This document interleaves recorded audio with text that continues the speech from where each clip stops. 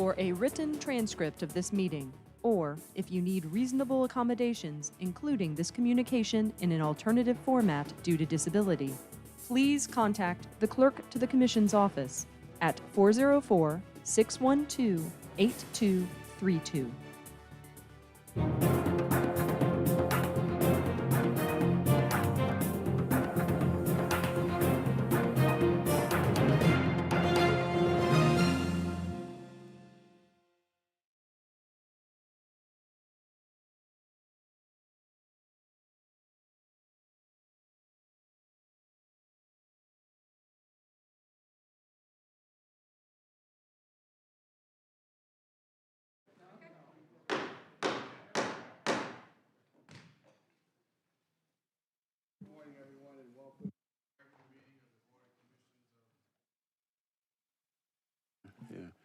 Good morning and welcome to the regular meeting, first meeting of the year of the Fulton County Board of Commissioners. It's a regular meeting. It is 10 o'clock a.m. Madam Clerk, please call the roll.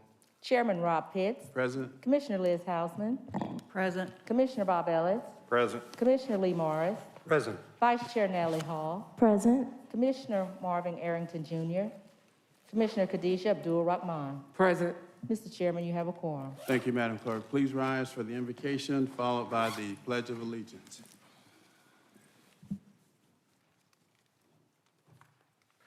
Let us pray. Almighty God, we are grateful for this day, for your grace and for your mercy. We pray now your peace and your power upon these, your people.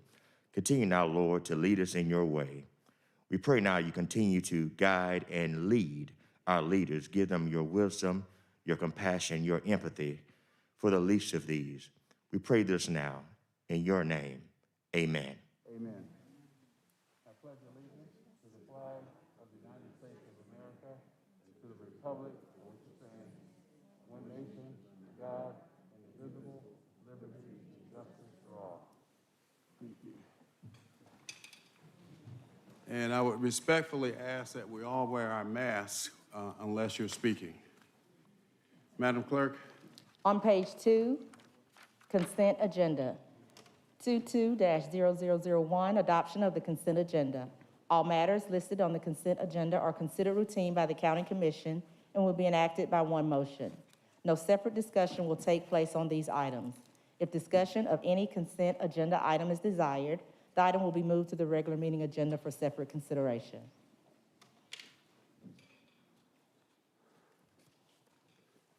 No items, Madam Clerk. Commissioners, any items on the consent agenda for separate discussion? None. If not, there's a motion to approve by Vice Chair Natalie Hall, seconded by Commissioner Ellis. Please vote. And the vote is open. And the motion passes, 6 yeas, 0 nays. Mr. Chairman and members of the board, we have an item requested to be added to today's regular meeting agenda by Commissioner Abdul Rahman.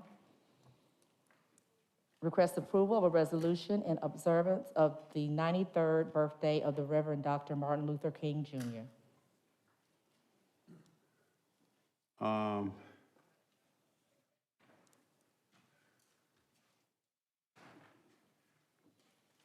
When is the birthday? Next 20. When do we meet again? 19th. No. What's y'all's pleasure? You know, the rule is, unless it's an emergency, what's your pleasure? Do you mind if I just speak momentarily to explain why? No, ma'am. Because we were dealing with COVID. In the midst of dealing with COVID, I suffered a loss in the family as well. And so I was under the impression that we would have time in order to do it for the next meeting. And did not realize it, so I do take responsibility, and I do understand, Chairman, that it is best not to add stuff in, items unless it's an emergency. But if it's at the board's pleasure, if they can make this concession this time, because we really would like to try to have it in place in continuity with the activities. Okay. So the rule is, unless it's an emergency, but we meet, and I think we're all in support of this. We meet on the 19th. Birthday's on the 15th, so it would be after the fact. So I would move then that we make an exception here. It takes 5 affirmative votes. Is there a second? I think the It's already made to add it. All right, the motion to, sure. We have a motion to approve adding it to the agenda by Vice Chair Hall, seconded by Commissioner Abdul Rahman. Commissioner Houseman. Yes, thank you. We do this every year, as you know. We have this a similar resolution. I don't know if the language is identical in this one, but we've had a recognition of the birthday every year that I've been here. So, you know, honestly, I would think that this would not need to be an emergency. And I think last year we added it as an emergency. So, and I think I made a comment then that this should be a regular occurrence because we've always done it. So, you know, I'm in a real quandary here because I think that it's something that it's not unknown. It's a regular thing we do. And we do meet again before the holiday. So, We do not. We do not. Birthday's on the 15th. We meet on the 19th. oh, I thought we usually had, it was usually the holiday was the following. Okay. All right. Okay, any other speakers? All right, let's vote on adding it to the agenda. Those vote, please. And the vote is open. And the motion passes, 6 yeas, 0 nays. Thank you, Commissioners. All right, that's added. What else? On page 4, regular meeting agenda, 22-0011, adoption of the regular meeting agenda with the added item, 22-0028. What did you say? Repeat what you said, Madam Clerk. Adoption of the regular meeting agenda. All right, it's a motion to adopt the agenda, to adopt it by Commissioner Morris, seconded by Vice Chair Hall. Please vote.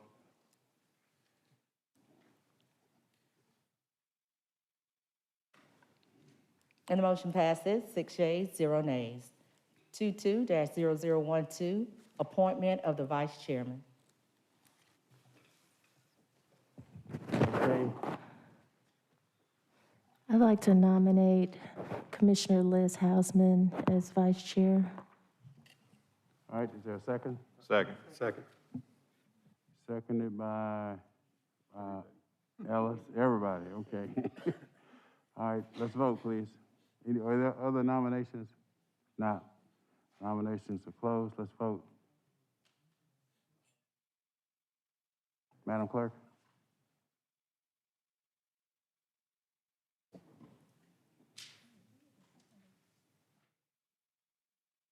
Yeah. And the motion passes, 6 yeas, 0 nays. Congratulations, May I take a moment? no? Thank you.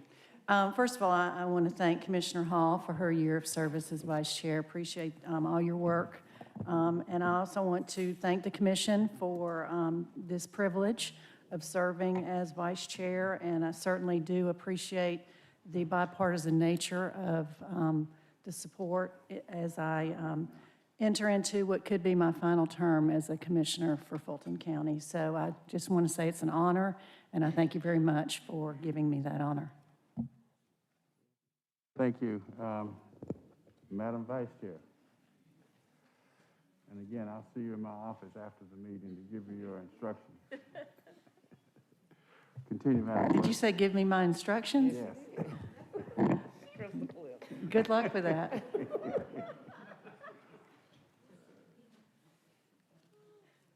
Madam Clerk? 22-0013, ratification of minutes, regular meeting minutes, December 1st, recess meeting post-agenda minutes, December 15th, emergency special call meeting post-agenda minutes, December 24th, and special call meeting post-agenda minutes, December 30th, 2021.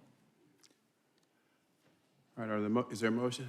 All right, motion to approve by, I'm so accustomed to saying Vice Chair Natalie Hall. I mean, it have to take me a while to adjust. Commissioner Hall, seconded by Commissioner Ellis. Please vote. And the vote is open. And the motion passes, 6 yeas, 0 nays. 22-0014, presentation of proclamations and certificates. We do not have any today. On page 5, public comment. 22-0015. Speakers were granted up to 2 minutes each. Members of the public will not be allowed to yield or donate time to other speakers. The public comment portion of the meeting will not exceed 30 minutes.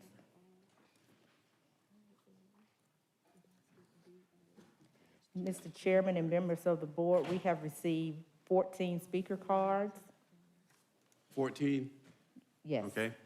We'll start with the speakers here in Assembly Hall with the first 5 speakers. Please come down. Sandra Burkhart, Amy Uphughes, Michelle Sarkeesian, Susan Ortiz, and Candy Muldowney. Thank you. Come on down, please. And as always, when you have 15 seconds remaining on your 2 minutes, I'll simply say 15 seconds, and that's your key to conclude your remarks. And before y'all begin, I don't know whether Mr. Bostic from Senator Warnock's office plans to speak or not, but he is here. Where did he go? Is here in the office. Please stand. Let us recognize you from Senator Warnock's office. Thank you for being with us today. Yes, ma'am. You have the floor. My name is Sandra Burkhart. I live in Fulton County. I am appalled that you, Fulton County Commissioners, would even consider extending the contract for Happy Faces. Why don't you fire them? They have demonstrated incompetence, lack of familiarity with Georgia law, and total disrespect for the integrity of all legitimate voters. Your willingness to continue to use them should embarrass you. Fulton County has earned an egregious reputation when it comes to elections, and Happy Face employees play a big part in the corruption. Scanning stacks of ballots multiple times is not acceptable. Taking large containers of ballots out from under tables after telling observers to leave is not acceptable. They behaved in ways that disgust honest people with integrity all over the world. Using them promotes corruption beyond anything I thought existed. I find it deplorable. Every time you are quoted saying Fulton County elections are honest and fair and smoothly run, you violate decent people who died to protect our right to vote. People should be fairly elected because they are people of integrity who have the courage to defend the laws of this country. Your job is to protect justice, not to deliver candidates in elections. Richard Barron and Happy Face employees corrupted the last Fulton County elections. It's on video. Some people in this room want to increase the budget to spend $37 million to have them do it again. 15 seconds. Why? In Fulton County, they use local citizens. They do not use local citizens, and they do not promote integrity. Corruption always destroys. Truth is recognized, and it produces real freedom. It produces freedom when there is truth. Thank you.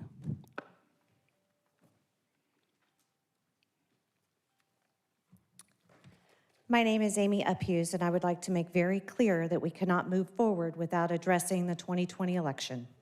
In October, Rasmussen reported 56% of all voters believed cheating affected the outcome of the 2020 election.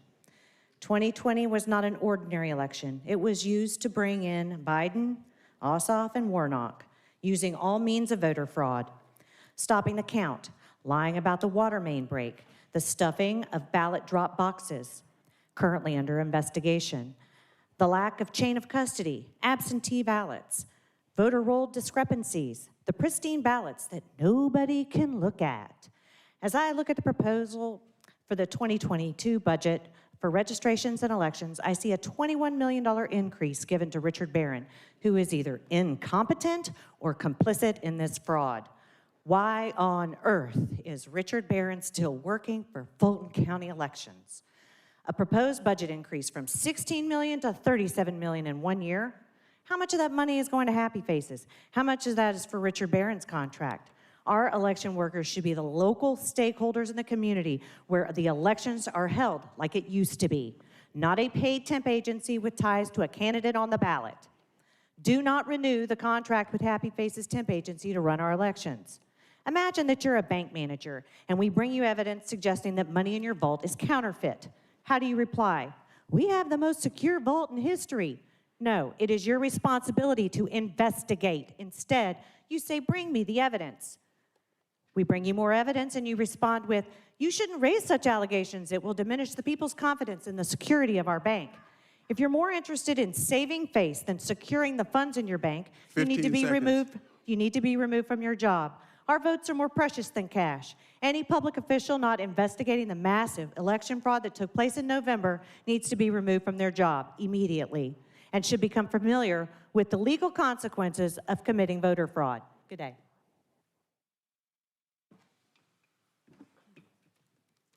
Good morning. My name is Michelle Sarkeesian. I'm a resident of Fulton County. I have a serious question for all of you. How much more incompetence and negligence is Fulton County going to have to endure relative to our elections? Fulton County has become a joke across the nation, and certainly right here. Let's just cite a few examples. Richard Barron, thank goodness, resigned a couple of months ago. There was no denying very poor performance any longer. Yet you did not immediately launch a search for a new elections director. And so you extended his contract now through March. That's a dereliction of duty. Why did you not take responsibility and act? Election integrity should be a nonpartisan issue. Yet, can Ms. Abdul Rahman explain why she gloated about Republicans getting a whooping on her Facebook page? That is stupid and unprofessional, in my opinion. The country has known how poorly trained and unqualified Happy Faces employees are. 2 were fired for shredding voter registrations. We still don't know their names. We wonder how many others weren't caught. How about the infamous Ruby Freeman? Who's responsible and accountable for hiring practices? Really, you should be. You have the contract. Carter Jones' report outlined numerous examples of shoddy work. Are you aware that Happy Faces is named in a current lawsuit? Doesn't it concern you that hiring Happy Faces under these circumstances shreds public faith in the very election processes you oversee? Do you realize or care that Fulton County continues to be characterized as a cesspool of voting problems 15 seconds. and suspected of voter fraud and corruption?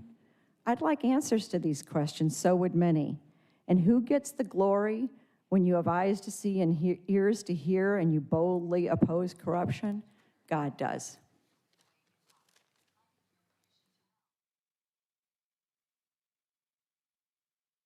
Good morning.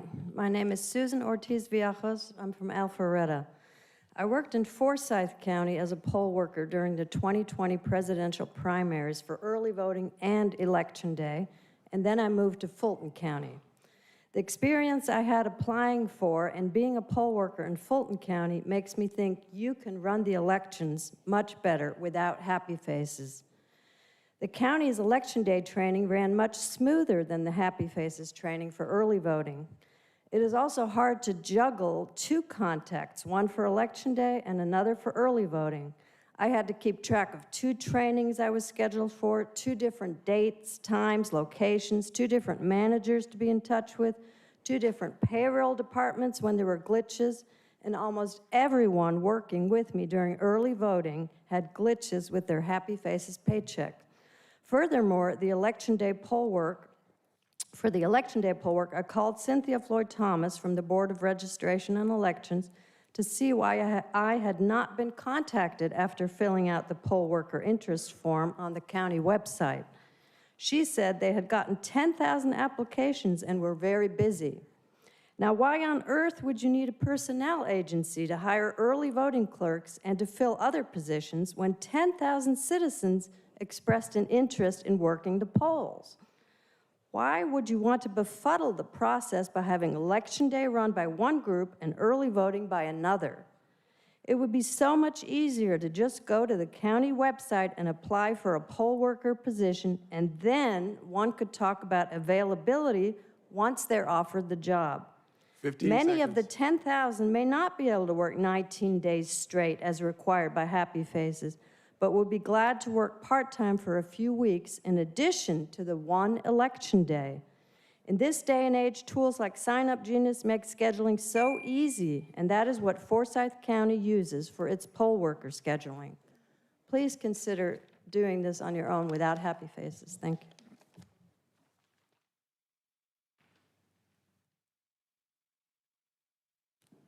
Hi, my name is Candy Muldowney, and I live in Fulton County. My comment today is regarding the Happy Faces contract renewal. There was much discussion between members about this at your December 15th meeting. One obvious point that was not even mentioned was the fact that Stacey Abrams has a financial stake in this company and that she is also on the ballot. Why don't we take a look and see if David Perdue has any financial ties to a staffing agency, or maybe even Vernon Jones or Candace Taylor? That would be okay if they did, right? No wonder the citizens of Fulton County don't trust their elected officials. Integrity means the quality of being honest and having strong moral principles, which include truthfulness and trustworthiness. We simply want honest and fair American elections. If you hire Happy Faces again, our confidence in you will be broken. Thank you. Next 5 speakers, please come down. Kelvin Muldowney, Lucia Frazier, Elizabeth Omalami, Matt Rowenzak, and Maggie Goldman.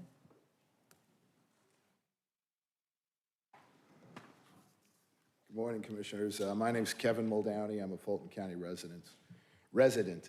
The Carter-Jones report states that temp workers are sloppy, poorly trained, and simply don't care about our sacred election process. And further states that Fulton should stop relying on temp agencies. It also mentions a couple of workers claiming they were going to F things up as they went up to work. Very sweet. Richard Barron, our on-again, off-again elections director, has said, "I don't know how they recruit or how they train their workers. Disinterested temp employees should not be touching or handling ballots or testing election equipment." By canceling the $7.7 million contract with Happy Faces, Fulton County can certainly afford to hire a full-time employee to recruit and hire Fulton County citizens to staff their precincts. Forsyth County, our northern neighbor, does a commendable job doing just that, and they hire a seasonal workforce from their community that is more than willing and able to staff early as well as day of election precincts. Don't wait till the last minute when the BOE will claim it has no time or choice. Cancel the Happy Faces contract now. Fulton County already trains thousands of poll workers for Election Day.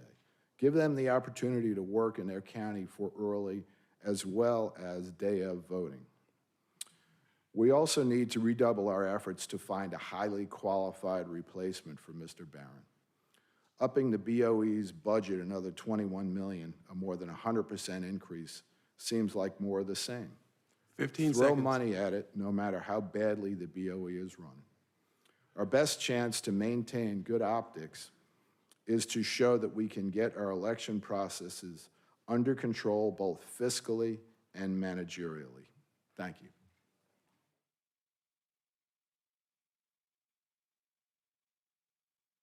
Good morning. My name is Lucia. I have the same questions. Why is the elections budget for 2022 up $37 million from 16 last year and from $18 million in 2020? So you can't say that it's because there's a big election, because we had one in 2020. And why is there still consideration of keeping Barron in elections after the lack of transparency and poor business practices, as shown by the county auditor's report? At the last election board meeting, I was there, and he proposed that he wants to spend $3 million, which ended up being $5 million, as further discussion revealed, on additional voting equipment just to save workers from bringing machines back from early voting and back out on election day. We already have too many BMDs on early voting. One excuse he used is, I need one for every 250 voters, but that's wrong. I looked the law up. It's one for every 500.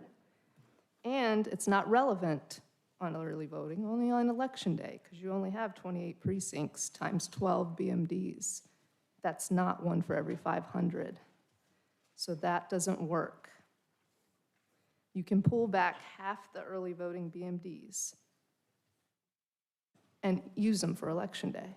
Y'all don't have to spend $5 million. Y'all don't have to spend $37 million. I know there's a number, and that's not the right number.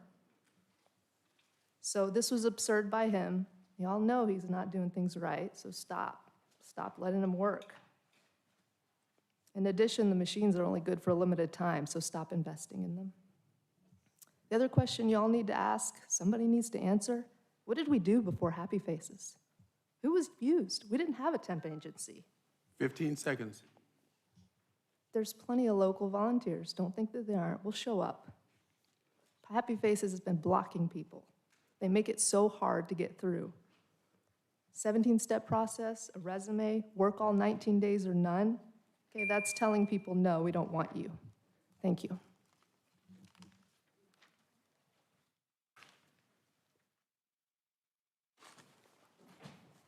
Good morning.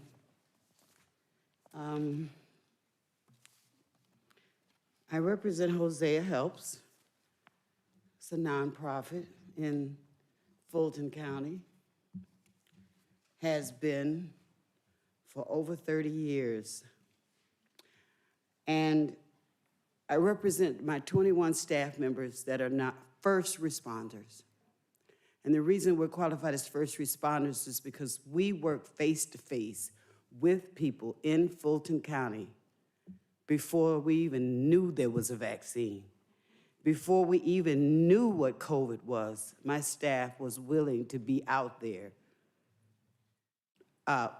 touching people. And you know, in the old days, they used to say, if I'm talking to you, I hope you look at me. I really hope you look. Because I want you to think of your mother. I want you to think of your grandmother. Going to the refrigerator, opening the door, having no food. I want you to see her with her bones aching and her knees crying out, going down the steps to get on a bus because there's no supermarket in her neighborhood. I want you to see her with her little cart buying a loaf of white bread, some hot dogs, and some tuna fish to feed herself for the next 7 days because she does this every 7 days. I want you to see your grandmother. 15 seconds. Who has lived her life serving others, starving right here in Fulton County. I want to thank you for what you've done for Hosea Helps, but it's not enough. We cannot cut the budget for our seniors and our homeless and our poor. They are suffering. I can't bring you a good report. I can only say, think of these people as your own family members and do the right thing with the money. We need more funding. Thank you. Thank you.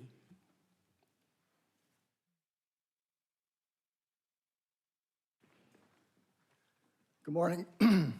Excuse me. Good morning, Commissioners. Today, I would like to speak to you about Agenda Item 22-0017, the proposal of the 2022 budget. Specifically on page 39, as you've heard before, is the registration and elections line item.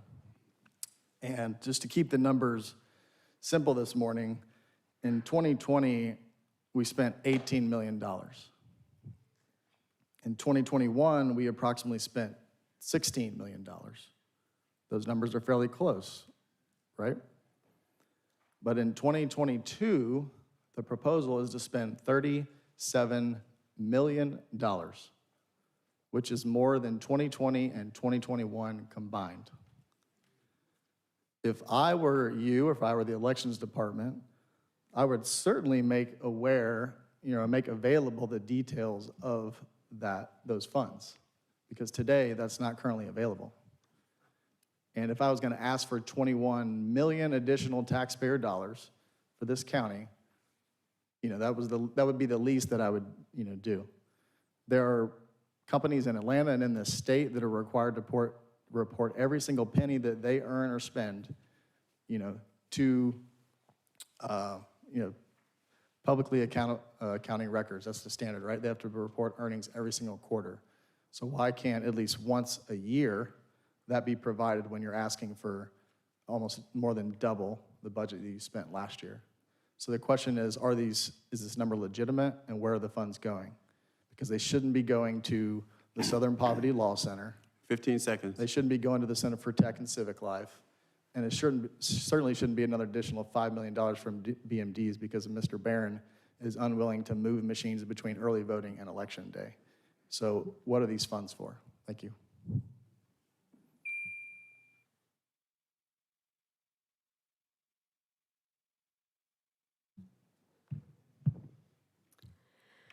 Maggie Goldman, Johns Creek, District 1. I was pleased to see an AJC article about Fulton accepting applications for emergency solutions grants to aid eligible nonprofits that provide homeless services in the county residents. $960,000 worth of grants. This should really help some of our nonprofits provide critical services. In fact, seeing how few dollars Fulton County currently spends on homeless services, I'm going to be asking the Commission to adopt the grant amount into future budgets. I attended the swearing-in ceremony of Mayor Andre Dickens on Monday, and I believe in his commitment to do more to help individuals facing homelessness. This is an area that Atlanta and Fulton should embrace working together. A majority of the homelessness services are physically located within the city limits of Atlanta, but that doesn't mean Atlanta should solely be responsible for those services. North Fulton has a few great programs for families facing homelessness, but the programs are very restricted in terms of capacity and are almost always full when someone tries to access the programs.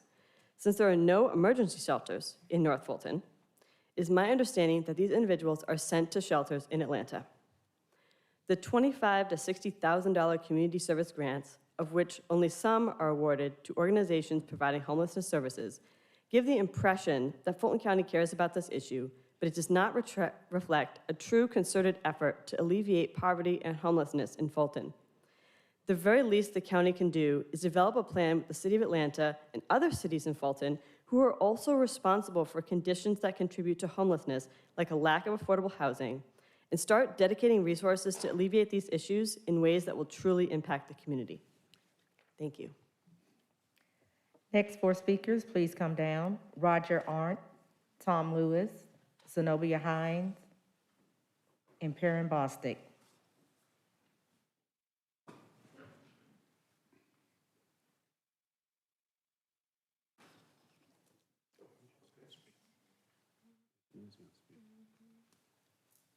My name is Roger Arndt, and I live in Roswell. There's a saying that all government is local. And if this is local and represents government, I'm totally disgusted. I am so disappointed in what I see here. Group of people come in here and they take their time to speak to you. It's my understanding that the chairman has asked a group of folks if they would come forward and share, because they've been expressing concerns, what they would recommend to fix these elections. Why would we do that? We take time out of our days to come speak to you, and what do? You look down at your systems, you don't look at the speakers, and you obviously don't listen, because you keep doing the same things over and over. You keep hiring. How many times have you now fired Rick Barron? What did you hear from the mayors? The last time he was fired is after the mayors expressed their concern. And what did we do in December, or just recently? You reinstated him for 90 days. How do you do that? This man failed an audit, worse than anything we've seen. The mayors called that out. What do? You put him back in for 90 days. Why? Because you can't find somebody? Are you looking? There's no way you could possibly be looking. And I can tell you exactly where this is going. We have asked you, do not hire happy faces. Get rid of Rick Barron. Clean up this system. What you said, Chairman, publicly, nationally, is where there'll be no audits in Fulton County. You completely rejected these requests, despite what is shown on national TV over and over. You ignore it just like you're ignoring us today. 15 seconds. You ignore us today. We're going to our mayors. You got a mayor's call on Friday, I can guarantee you Kurt Wilson will be telling you, we're dropping out. Roswell doesn't want Fulton County doing their elections. Hello, good morning, Happy New Year. My name is Zenobia Haynes, Outreach Representative for Senator Ossoff. I'm here to bring greetings on behalf of the Senator. Very happy to be here today. And I'm advocating for more support and funding for seniors and the unsheltered. The Senator continues to push forward his efforts in the Senate to end homelessness.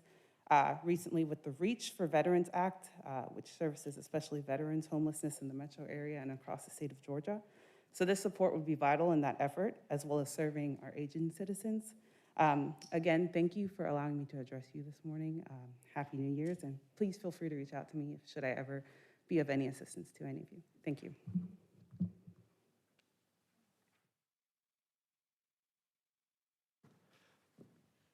Good morning. My name is Perrin Bostic, and I serve as the outreach representative for U.S. Senator Raphael Warnock. I want to thank you for the opportunity to speak to such a distinguished body. Senator Warnock is doing everything he can to make sure that Georgians are healthier, safer, and more just, and that means making sure that our two most vulnerable populations get the support that they need, our homeless and our seniors. In order for us to really have that great impact, we really need the support from our state and our county partners to make sure that they're getting the help that they need. And so just thank you again for this opportunity. And if Senator Warnock can be of assistance to any of you, please reach out and let us know. Thank you. Mr. Chairman and members of the board, the next speakers will be via Zoom. How many? I think we have 5. 5? Yes.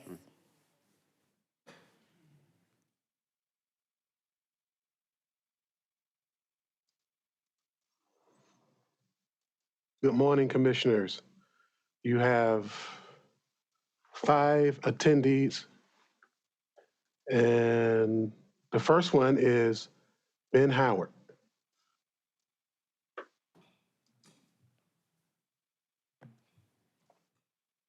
Greetings, commissioners and staff, and special greetings to you citizens of Fulton County. Ben Howard, Senior Advocate, Public Policy Analyst. I have come to declare January 5th, 2022 as the unofficial appreciation day for that now retired Fulton County employee, Ken Van Hoos.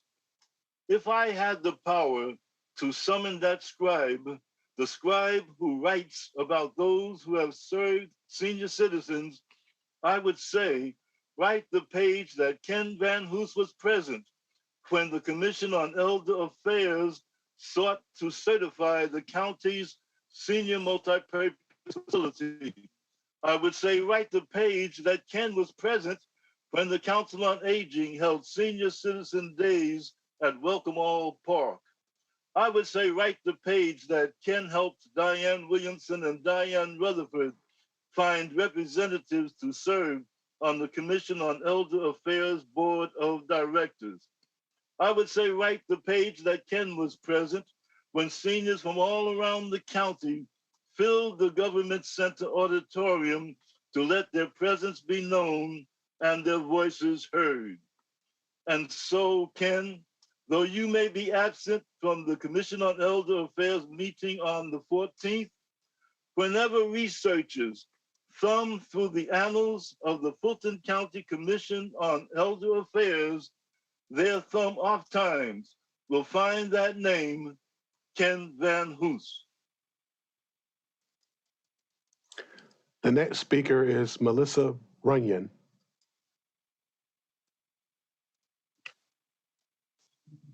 Good morning, Melissa Runyon here. I live in Fulton County. I just wanted to let you know my encounter with Happy Faces. I applied through their website to be a poll worker, and I received a call that I'd been approved and that they would be in touch with me with respect to training. I made it clear that I am a full-time employee, so I could only do part-time work. I later didn't hear from them until a Thursday morning. I received an email stating that I was due to be at a certain place at 7:30 a.m. that morning to start training. I didn't have time to, and I was to be there Friday as well. I had no time to get anyone to take my place at work, so I was unable to fulfill my duty. To me, this is a very disorganized company.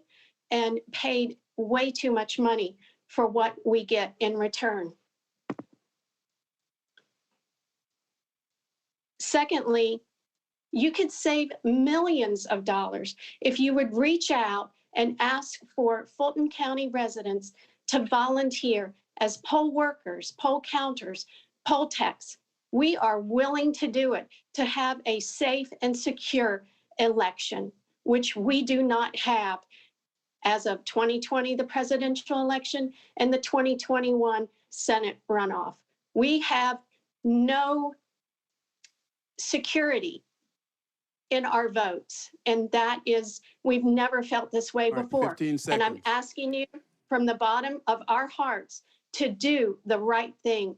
I will help organize the volunteers. Thank you. The next person is Patricia Roberts.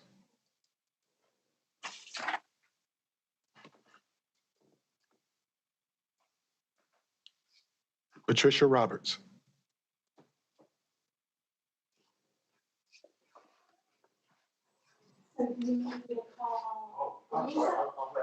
Okay, while we're waiting on Patricia Roberts, the next person to speak is Sarah Pedro. Well, I just spoke in front of Fulton County. Sarah Pedro.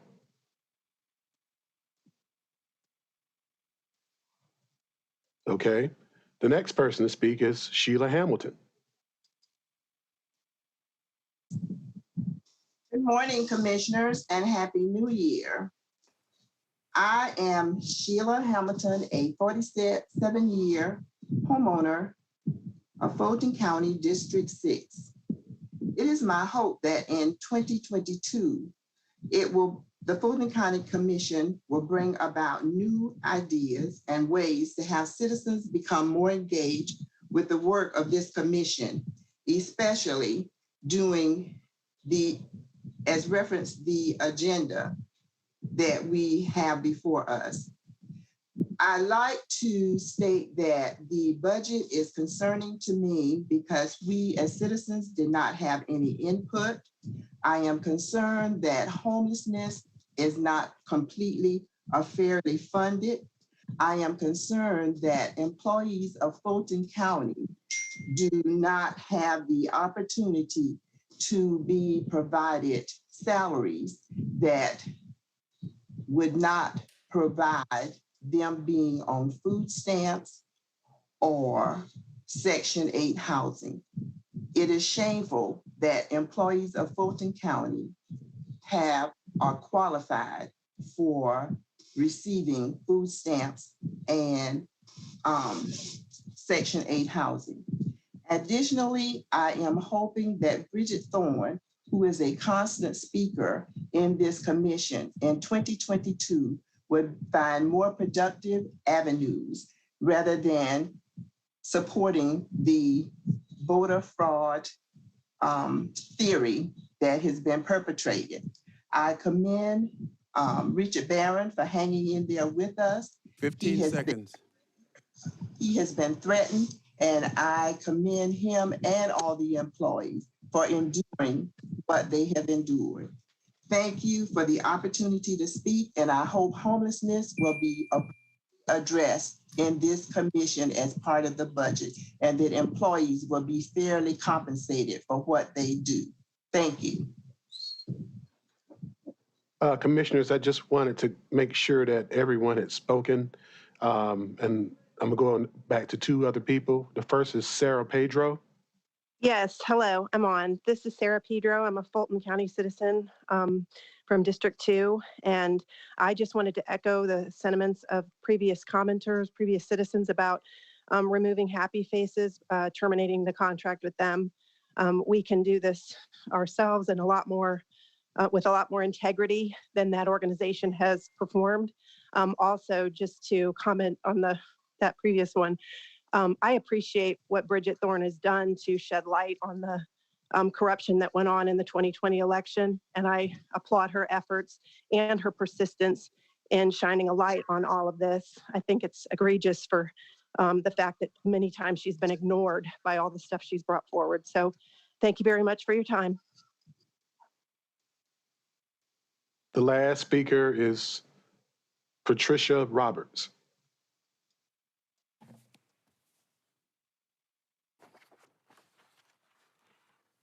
Patricia Roberts. Okay. I guess with that being said, I guess that will be the last of the participants on Zoom. Yes. Mr. Chairman, members of the board, the 30 minutes is up, but we have 4 emailed in comments left. All right. Quickly, can you summarize them? Ms. Waller? Yes, I will go ahead with those. The first public comment is from Robin Hahn. This is a written request to not approve additional funding for elections. Bye. For elections with Fulton County. I do not approve, condone funds to further our elections process. An additional comment that agrees with Ms. Hahn is from Suzanne Hubbard. And then we also had a comment from Ms. Sarah Pedro, who also has spoken, as well as a comment from Ms. Sheila Hamilton, who has spoken. Would the board like for me to again read those comments? All right, thank you. They already spoken. Can you get me a copy of those comments? So can you put them on a slide for me for the election board? The copy of their they spoke. They spoke. So I'm reading your comments. It says we should have a slide showing these warriors commenting. To work this Right. out. She just sent pictures of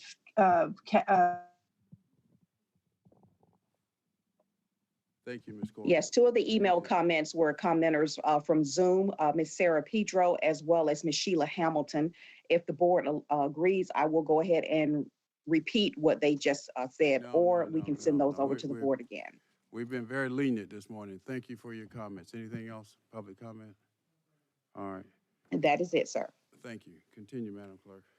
On page 5, county manager's items under open and responsible government. 22-0016, presentation of COVID-19 operational response update. All right, Mr. Manager. Yes, sir. I want to be even more brief as we have been meeting weekly over the past 2 weeks with both the commissioners and mayors. And as you know, case counts, positivity rates, hospitalizations are increasing rapidly. So we want to actually go through the charts this morning for your benefit as well as the public's. As well, there's a huge spike in demand for testing. I visited all 3 sites, North Point, Boulevard, and Stonewall Hotel on Monday, and we're seeing from 800 to 1,500 folks a day at those locations. I want to give special thanks to the Fulton County Sheriff's Office, the Marshal, and Fulton County Police for providing personnel for traffic control and movement of vehicles. They did a phenomenal job with very little notice. We're also working with the Department of Public Health at the state level for a potential mega site for testing in Fulton County, as we've done before. We are, in addition, awaiting the arrival of 46,000 home test kits. They were to arrive yesterday, but they've been delayed. Hopefully this week they will arrive, and we'll discuss a distribution plan for those kits today and seek your input on that. As well as you know, there are federal plans for over 500 million test kits to be procured. Those are going to be made available vis-a-vis a federal website. It is alarming to see the number of new cases in our employee base. You'll see today 153 new cases. That's a high water mark for any reporting period. And that's with 82% of our employees being vaccinated. In light of these trends, as well as the impact on employees, we're going to recommend keeping our senior centers closed for the time being, continue a virtual approach in our court operations, including suspension of jury trials, in-person jury trials, and then obviously encouraging teleworking wherever possible. You can see in today's paper, many of the Fortune 500 companies in Atlanta, whether it's Home Depot, UPS, and the like, are delaying back to office work. I did receive a call on New Year's Eve from Chris Nunn, the DCA commissioner, with very good news. Our ERAP reallocation request has been approved. We're waiting now for the federal government to give us the final details on that, but nonetheless, that's very good news. He also anticipated last week receiving and had heard verbally that Treasury had approved their mortgage assistance plan. As of yesterday, you still did not have the final details on that, but we're anticipating that approval shortly. This may seem like deja vu all over again. The good news is that we know what to do and we know how to scale our response. The bad news is, of course, the uncertainty of the duration of this very tremendous spike. I would also remind you, and you'll see in the presentation that you've been provided, that we have expended $100 million of the slightly over $300 million for this total response effort. And again, this is a 4-year program, so within 1 year, we've expended 1/3 of it. So keep that in mind as we look at the budget and any reserves that we recommend. But I asked Matt and Doug to actually step through the charts because of the severity of these spikes and the details. They'll do so quickly and then be available, of course, to answer your questions, Mr. Chairman. Thank you, Mr. Manager. Good morning, board of commissioner members. Doug, let's go ahead and get started. We're going to touch on a couple salient points and hopefully be able to answer any questions or concerns that you guys have today. Good morning. Next slide, please.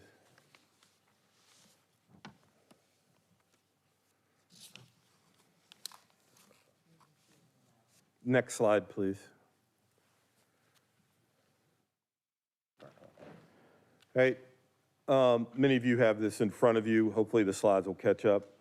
The 7-day averages for cases, hospitalizations, and percent positives as of today are all at record highs for Fulton County. 92% now of all new cases are from the Omicron variant. 70% of all new cases are from the unvaccinated population. 96% of new hospitalizations are from the unvaccinated population. And 96% of all new deaths are from the unvaccinated population. COVID County hospitalizations have increased 667% since the last BOC meeting, and pediatric COVID admissions are up 771% since the last BOC meeting. 3 of the major indicators that we track for Fulton County on our scorecard are red: percent positives, cases, and hospitalizations. You'll see we're in good shape on deaths over the last couple weeks. Next slide. It's always good to have a visual of kind of the health of the state, county, United States. You can see it feels like December 13th was a long time ago. We were in a very good place then, and as quickly as January 4th, you can see the severity in Georgia and how it's starting to radiate from the Atlanta, Fulton County metro area. And the United States is starting to see much darker colors all over. Next slide. One update on this slide, if you look at the red bar that says Fulton County cases per 100,000, we're now at 1432. So we're 14 times the recommended amount of cases for to be considered for high transmission, and we're at 36.6% for percent positives, which is 3.5 times the recommended amount for mandatory masking. Next slide. This just shows, and this came out yesterday, they do a weekly report of Omicron versus the Delta variant. Omicron is now in purple. It now accounts for 92.1% of all new cases in Georgia. And you can see that Delta is still around, but for the most part in the United States, Omicron has become the dominant variant. Next slide. So every month, we look at a monthly total, and you can see that December was our highest ever by about 6,000 cases. 23,410, our highest case count ever, and then the deaths, which are a lagging indicator, did tick up slightly from 41 to 57. Next slide. Just to show you quickly the municipalities, if you look at the third column, the percent change over the previous 14 days, every one of the municipalities are somewhere between 400% to over 1,000% increase in cases. So we're seeing it all over the county and all the municipalities. Next slide. So this is kind of the snapshot that we present, and we compare it to the last BOC meeting. The daily average for cases is 2,075. You look at the orange chart, second one from the left. That's up 1,687% since the last BOC meeting and has more than doubled our previous high from January 3rd of last year. The percent positives is the one that's just crazy, 36.6%, 813% increase since the last BOC. And our highest previous to this was 16.8%, so we're about 20% worse. Anybody that's driving through our testing centers, over 1 in 3 cars has an infected individual in the car. Hospitalizations reached 1,000 yesterday. That's up 685% since the last BOC. The average deaths is 0.4, which is down 200% since the last BOC. But remember, death lags from hospitalizations and ventilators by about 4 to 5 weeks. Next slide. One other comment I want to make is kind of alarmingly so. We hear a lot of information about it's not as serious. Currently in Fulton County, we have 69 people on ventilators that have COVID-19 in the county. So that's pretty impactful. It's up about 400% since the last BOC meeting. All right, the scorecard, you see some red, yellow, and green. Hospital bed availability is an average over the last days. You see it in the green. A lot of that has to do with the fact that there's not a lot of scheduled procedures going on in the hospital. We're already, as of yesterday, in the red on hospital beds availability for the night before. So we expect to see those numbers kind of trend towards the red with 1,000 people in the hospital. The other thing to the morgue census is 105 average, which puts us into the auxiliary trailer. We're okay, but we need to clear some of that out. And testing results, because of the demand on the testing centers, have been delayed 48 to 120. We're doing everything we can behind the scenes to shorten that time period because we understand how important that is. Next slide. We talked about the predictive models.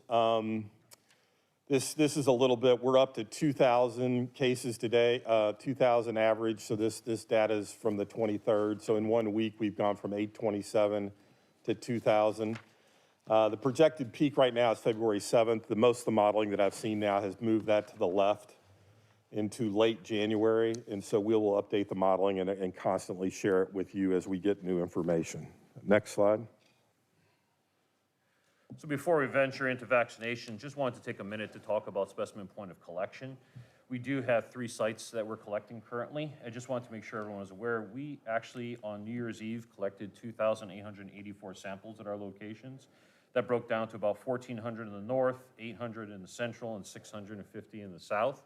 And those numbers are just going up. So we're trying to add additional capacity throughout the area. The county manager did speak to you about that. We're working with the State Department of Public Health to identify a location where we can offer as a mass testing site for the people that we serve, as well as our surrounding jurisdictions. And hopefully we'll be able to share that news with you by the end of the week or the beginning of part of next week regarding what that efforts look like. What we do like to highlight is, once again, the fact that the Fulton County team has vaccinated over 533,000 individuals. We're looking at 61% of our population is still fully vaccinated. And of that fully vaccinated population, 38% have been boosted. And that's about 232,000 individuals. Still want that number to come up. A lot of people are becoming eligible for their 6-month period of time from their last Pfizer shot. So please help us amplify that message to get it out there. Incentives also work. We'll continue to do that as well. We've actually expended over $250,000 in incentives to actually reach over 2,700 individuals, and we'll continue to do so. And we want to also make sure that the listening public understands that anyone 12 years or older is eligible for their Pfizer shot at this time for a booster. So please make sure you do that.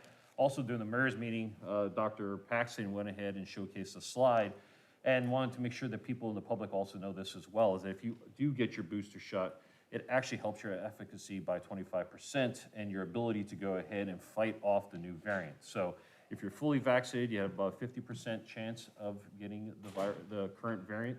infected with it. If you're boosted, it actually increases or decreases your chance to about 25%. So please take advantage of the booster shot at this point in time. If the the person controlling the slides could switch to slide 15, it's a vaccination response slide. Just wanted to highlight the fact that we did see a little bit of a decline over the holidays, but we're seeing numbers start to pick up again. Our southern location, though, has plenty of availability. We love to make sure that the people in our South Fulton footprint take advantage of that site to make sure they continue to know that it's there and leverage it. We could definitely use some more individuals trafficking that area to make sure that we can help folks fight this current virus. Next slide. Just want to highlight the facts that our mobile vaccination team is still reaching out to the public of need. 81% of the people of color is what we're targeting, and about 85% of the places that we are hitting are places that are low uptake based upon the CDC census tract data. So continue to do good work with that, and we'll continue to move forward with that as well. Slide 18, please. It'll be the path forward for 2022. So want to make sure that the public knows we've increased our capacity by 63% to ensure there's a lot of locations for individuals to get boosted if you or get your first and second dose of the vaccine if you haven't done so yet. You'll see the locations on your screen, and we want to make sure that we continue to offer nighttime opportunities at all of our fixed sites, as well as mobile units, which will go ahead and continue to target those areas with low uptake in the census tract data. So a lot of flexibility. This new plan allows us the ability to go ahead and take some of our units that are at fixed sites, push them out to the community if need be, if we start seeing a reduction in demand at our fixed locations. And that's one of the things that we're really proud of going into this quarter, how we're going to actually leverage our resources to be able to respond. Next slide, please. Just want to make sure we also continue to showcase with this the ability for incentivizing as well as leveraging financial incentives and taking some of the core EPI folks that the Board of Health has and reprioritizing them to make sure that we take care of individuals that are homebound or individuals that just cannot get out for one reason or another to get to a vaccination site. So those folks are being taken care of by our partners in the Board of Health and leveraging those resources to do that. And what we want to make sure, as everyone knows, is that this team between the Board of Health and in Fulton County, we're leveraging grant dollars, we're leveraging resources to make sure that we're nimble in our response in this effort. At this point, I'd like to pass it over to Dr. Rochelle, who will talk about the next section, which is the home test kit program. Thank you, Matt. I'm sure each of you has heard much in the news and perhaps from constituents about home test kits and availability or lack thereof. Today, I just want to illustrate 3 components of what we know about home test kits to date. So as the county manager discussed in his opening remarks, the Board of Health has procured 46,000 home test kits for distribution to Fulton County residents. This is a 2-pack test kit, and we are working through the logistics right now as it relates to where these test kits will be distributed throughout the community. The funding source for these test kits is a federal equity grant. So while there will be focus throughout Fulton County to distribute the test kits, there will be a special emphasis on communities with low vaccination rates, high COVID rates throughout the community.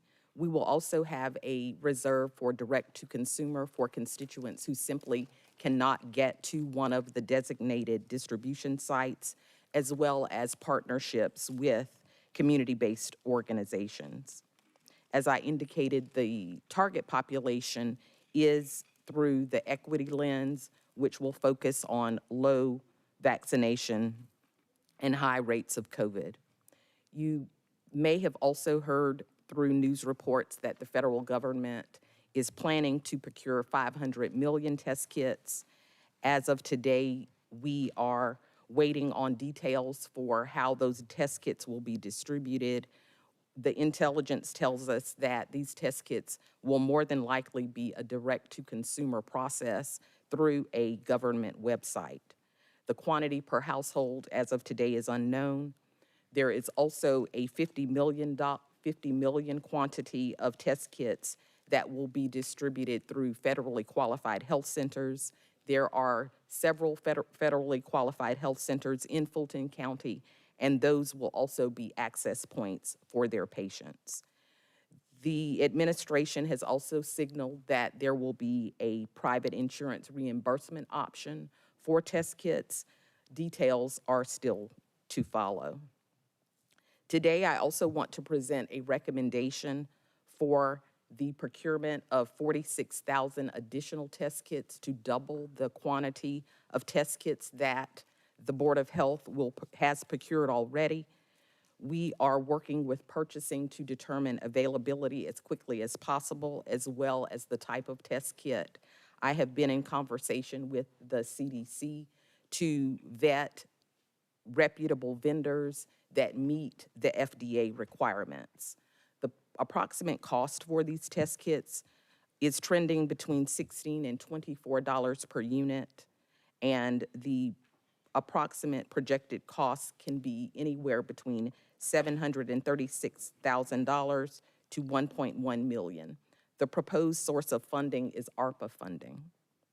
In addition to this, the access points will mirror what we are partnering with the Board of Health, which are 15 access points spread throughout the county.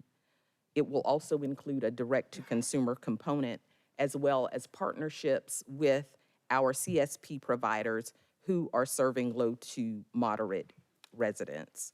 The target population will be for Fulton County residents only.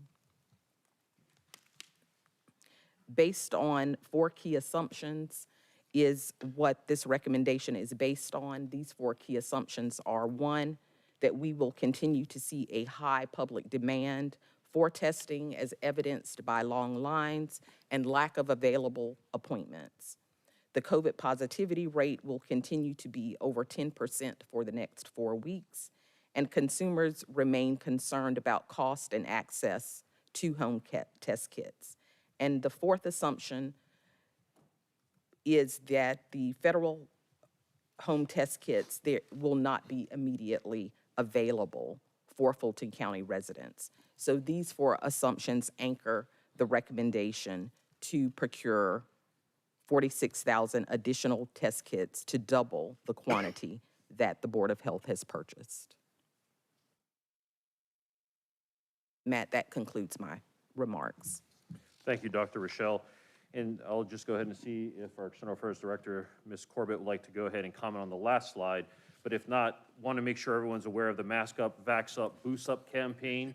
It was shared with the mayors last week. Also, media packets were passed out to all of the mayors, as well as our cities and other partners as well, to make sure they have this information so they can push out to the constituents and continue to work with our ad campaigns and coordinating closely with our Board of Health partners regarding this outreach effort. So we thank our teams both on the Board of Health side and the Fulton County side to get out this Mask Up, Vax Up, Boost Up campaign. With that being said, we'll turn it back to you, Chairman, to see if there's any questions or concerns. Any questions, Commissioners? Commissioner Ellis, Commissioner Abdul Rahman, Vice Chair Houseman, and Commissioner Hall. Commissioner Ellis. Yeah, thanks, Mr. Chair. Just a few questions. One, in terms of the way that hospitalization with COVID is defined, it's not necessary, I just wanted to verify this or not verify this.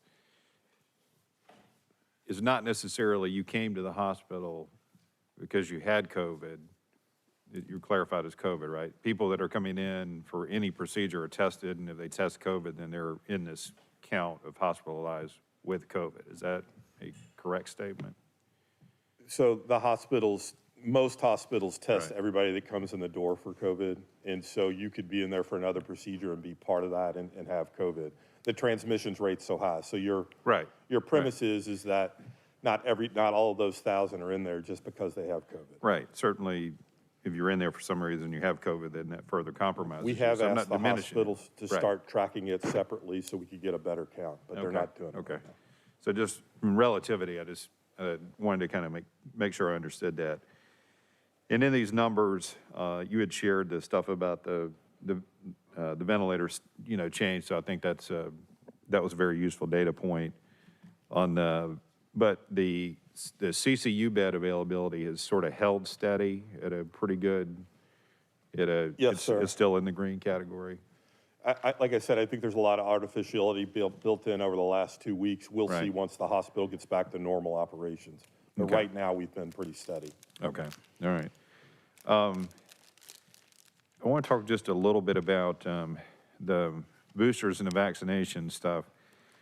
And I'm glad to see kind of where, continuing to emphasize that and what we're looking at doing at the different sites and all that. Just one thing I wanted to throw out for consideration, certainly at our fixed sites, it's on for a second.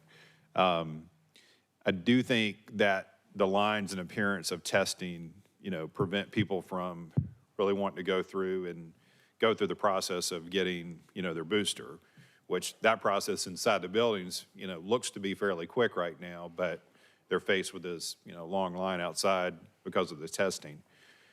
One just suggestion, and I don't know if it's feasible or we have the manpower to do it, is to designate some separate hour time where there is no testing going on and there's just vaccination going on, so that people could get in there and we could move that through a little bit more quickly. And so anyway, I just offer that out for consideration. But as I understand it, really our vaccine availability it's healthy and we've got the capacity to do more, really, at all these sites. Is that a fair statement? Yes, sir. Okay.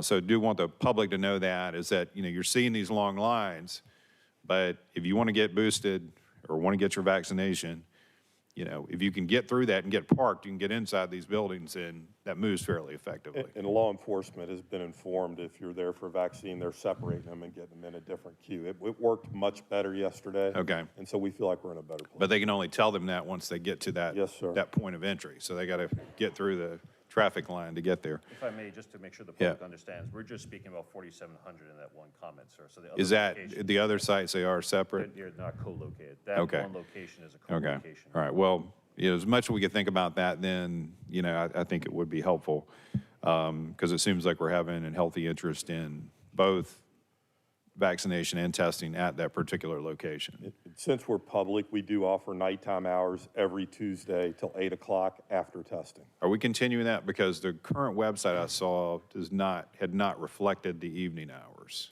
We'll look into that, sir, but that Okay. is something that we're doing. I was looked at that yesterday, and it didn't reflect the evening hours. Because this thing is so contagious at the current point in time, right? Sort of two comments that, one I heard from a public health official, not in this county, but I think a reputable public health official nonetheless, who made the statement when it came to testing, hey, if you feel bad, you probably have it. You don't need to get tested. Stay home and isolate. What is your reaction or response to people that are providing that level of advice? Is that the right message to send? How should people respond to that, particularly if they basically feel that they've probably been exposed and they have symptoms? Yeah. I think it's a very difficult conversation. The health director that made that statement, they have a lot of different resources than we do, a lot less, excuse me. So we have a little bit more that's available to the constituents that we serve. What I can share with you is that statement is not shared with the district health director of Fulton County, Dr. Paxton, and that is not a DPH-wide statement as well. So those are two things I can go ahead and put to that comment, sir. Fair enough. So. And for some workplaces, you do need proof of a positive test to miss work, so. Okay. And then on people, the thoughts around hey, this thing's so widespread at the moment, what's the purpose of going and getting boosted at this point in time? It's not, or getting vaccinated, It's not going to be in there long enough to have an effect. I should just wait this out till things die down. Do we have sort of a public health message response to that other than vaccinations and, getting vaxxed and getting boosted is good? Well, before Doug says something, slide 3, I don't want to make sure we don't mince any words or lose sight of the third bullet on there. Right. 96% Correct. of all fatalities. Yeah, and I get that, and I understand that. I think, but there's a certain portion of the population that's like, well, even if it gets in my system, it's not going to have any impact because this thing's so widespread right now. That's the, I mean, what's the, No, and to I help think- combat that message? We still have people we're trying to protect, people that have comorbidities and our elderly population.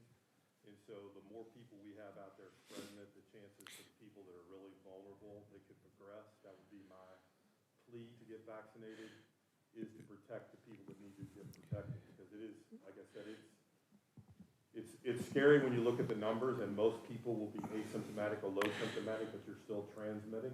And Right. that could eventually end up people that we care about, and so that's If I may, with the science Yeah. as well, just because you get your shot today, Right. yes, it takes 2 weeks for your Right. body to get that full level of immunity, but every day your body is developing more and more antibodies Okay. to help you. That's the message that I think, is, hey, it's not too late. No, sir. Right, and I think that's the message, as much as I think we can kind of put that out there in this messaging is right. I think it would be helpful for certain people. The test kits portion of this, and I appreciate, Dr. Rochelle, the stuff that you shared. I guess certainly there's a high demand for them right now. We've gone through high demands for different things within COVID over a period of time. I mean, when we should seek to procure these. Can we, I guess my question is really, can we procure these quickly enough? Or is it a situation where we'd be putting in an order for this stuff and we hit a lull 3 months from now and we got these things sitting somewhere, and I think they expire at some point in time, don't they? So that's really my question on that. That question, Commissioner Ellis, purchasing has already identified a vendor that is in alignment with CDC guidance and FDA administration approval. So we can begin the purchasing process this week. They have available kits for us. And they think they would have supply, they would be able to get them here Yes, sir. quickly enough? Okay.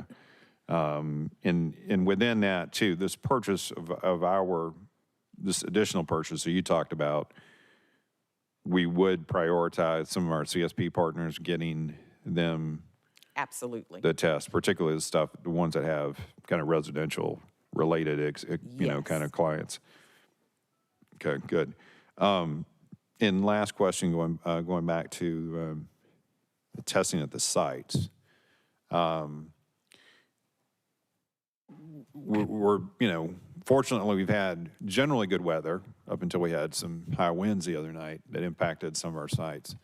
But, we all know that we're certainly in a period of time where we're going to have weather volatility and cause us to close down and that sort of stuff. And, I think so I'd want you to speak to a little bit of kind of our plans for making sure we've kind of got active plans for dealing with weather.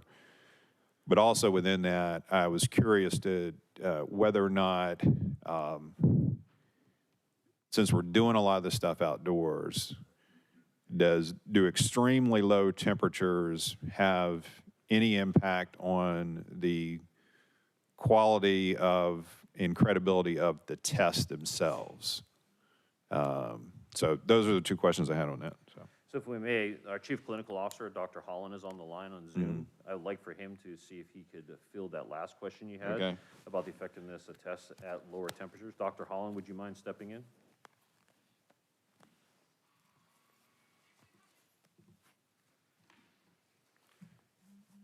Maybe the moderator can just ensure that Dr. Holland has ability to go ahead and speak. I'll take the first part of your question while Dr. Holland's trying to be looped in, sir. So we are an outdoor environment for safety, of course, for the individuals doing the sample collection. It is a really rough time of year with temperature swings as well as with frontal lines that come through. We're making sure that our partner, MACO, who is the State Department of Public Health contractor for those sites, has the necessary weather plans in place. We advise them when we have lightning in the area as well as other threats so they can take the necessary shelter to protect their individuals. We ask people to pack a lot of patience on those particular days. Our external affairs team is just pushing as much information out to let folks know that there may be delays 30 minutes at a time while waiting for lightning to clear and such. Temperature extremes are also something we're making sure that our partners at MACO are aware that make sure they're having enough breaks our law enforcement partners as well to make sure they're properly clothed and coming in to get warming breaks as well. And when appropriate, assisting them with heaters and other things that they need. We're trying to make sure that they know what works best in these environments, since MACO is the one that's responsible for that for their team members, but when appropriate, we are assisting them. Just want to see if Dr. Holland was able to come back online.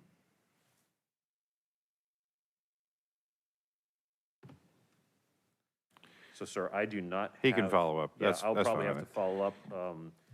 He is a panelist. I'm not sure if the moderator can understand why he is not eligible, but hopefully if he does get in before we end this question That's and fine. answer session, we'll get back to you, sir. Yeah, and one last question, Mr. Chair. Going back to the vaccination stuff, and this is something I personally experienced, and then also I've heard from other people. Publicly, we're stating that you got to have an appointment to get a vaccine. That site in that system, I have continued to hear people frustrated with that.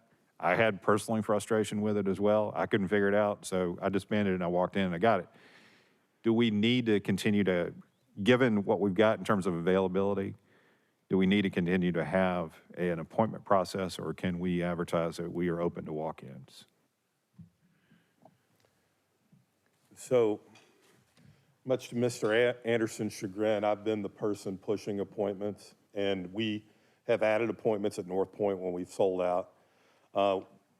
I would love to give it one more week, especially since we're in a new posture after the first of the year, and we've switched around a little bit. But if we stay below our max capacities, we are going to very seriously consider doing that. But we did, especially with what we have going on at 4,700, we would be overwhelmed there because we do sell out there just about every day. Okay, I just put that out there because, I mean, it's a sort of dichotomy. We're pushing it and we're asking, we're almost, we're giving cash incentive for it on one hand, but yet then we're forcing people to go through an arduous appointment process on the other hand. So I get it, but it's not, I don't think it's ideal right now, so. I would love to do that, and and that's our goal, to get to that point. And sir, before you relinquish the floor, Dr. Holland, have you been able to get online? We did see you on the screen for 1 second. And I'm unmuted. Can you? We do hear you very faintly, Dr. Holland. I'm not sure if the moderator is controlling your volume or not. Okay, I can talk louder. There you go. Okay. Can you please repeat the question that I was supposed to answer? So the general question is, given that we're doing a lot of the testing outdoors and we're entering into a period where there's going to be a lot of lower temperatures, do lower temperatures decrease the credibility of the test or implicate, kind of the quality of the testing that we're doing and reliability of it? No, sir. The test samples actually have to be kept on ice once they are obtained. So actually the cold temperatures are better. Okay, good. I just wanted to, I've had people ask me that question. I wanted to have somebody go on record with it. Thank you. Commissioner Abdul-Rahman. Thank you, Chairman. First and foremost, I want to publicly thank you all, County Manager, as well as what you all have done with your response. I know that we manage it to the best of our ability, but I know as I have been out, not only in my districts and other districts, there's an overwhelming response. I'm getting to Dr. Rochelle, I'm getting so many calls about and inboxes about the test kit. And so anything that we can do for that test kit, I think we as a body really need to move on that. I know with my colleagues at the Fulton County School Board system, they were trying to manage that with the home test kits to be preemptive if the child was feeling a certain way or whatever. But to make a long story short, there is a really great need across the board for that home test kit. So I want to commend you all to getting above the curve, so to speak, in that. Two things I want to publicly state. Our test sites are safe. Nobody's being attacked. Nobody's being threatened. A lot of times I just ride around. A lot of times people don't even know I'm an elected official. I ride around and just to see how they're being greeted, how fast or how long the line is, what is the reception of the individuals that have been through the line. And outside of just being a great demand, people have been safe. And so I know in the media, it's out there, and some constituents have reached out to me with concerns. And I explained to them that these are not test sites that we have control over, so to speak, that they're seeing some problems at, because I know for a fact all of our testing sites are very, very safe. And so I just wanted to go on record assuring the public, sometimes you're gonna have this problem, tempers flare, and people are scared. And like you said, if people will pack their patience, I think that will be a great thing. I'm not sure if this is the juncture for it, but I did want to put it out there. Fulton County Jail and the number of rising COVID concerns there. I'm not sure what we need to do as a body, but I have so many calls from employees. I have so many calls from constituents who have an inmate in a Fulton County jail. And we really need to see what we can do to make sure that we are trying, here again, to work with our partners to make sure that we try to get this thing under control, because there's a lot of misinformation, there's a lot of fear, and I just want to make sure that, one, we're moving not only collectively in trying to get a hold of this, but also that we're working proactively with our partners. The last thing that I will say is that if we can have more nighttime and more trying to do mobile and taking it, especially in District 6. I can only speak unequivocally for my district, is that individuals that want to be tested and individuals that need vaccinations don't have transportation to the places they need to get it from. That's a reality. Aviation is great, but they don't have transportation there. Stonewall Tail is great. They don't have transportation there. And so I would, I guess, County Manager, if we can try to maybe look, in addition with the team, maybe doing some, and here again, you are the expert, I'm not. I'm just letting you know what my constituents, kind of a pop shop type mentality thing. Because it's individuals that will come out and get vaccinated, and they'll do it at the very last minute. And I know it's hard to regulate, and logistically that can be a nightmare. And I know that, but I just want to say, if there's something we can do, given our present situation, to do maybe a couple of things, a couple of test sites or whatever, vaccination sites, where they're on that kind of pop shop type mentality, and we know that the people are going to be there, or we know that it draws the people there, and we can do it. I really, in my district, I know it will help because of the conversations I have been having with not only the community leaders, but some of the school board members as well. And, but here again, in the ask, I always want to say that I appreciate the great job you all are doing. And I know this is unprecedented times, but I think you all have risen to the occasion. It may just take a little thinking outside the box in some, areas, especially in my zip codes, but I appreciate the work that you all are doing. Thank you. Thank you, ma'am. We'll take that as guidance. We'll go back Vice to the team and Chair, work on please. that. Good morning, gentlemen. Good morning, ma'am. How are y'all doing? Doing well. Happy New Year.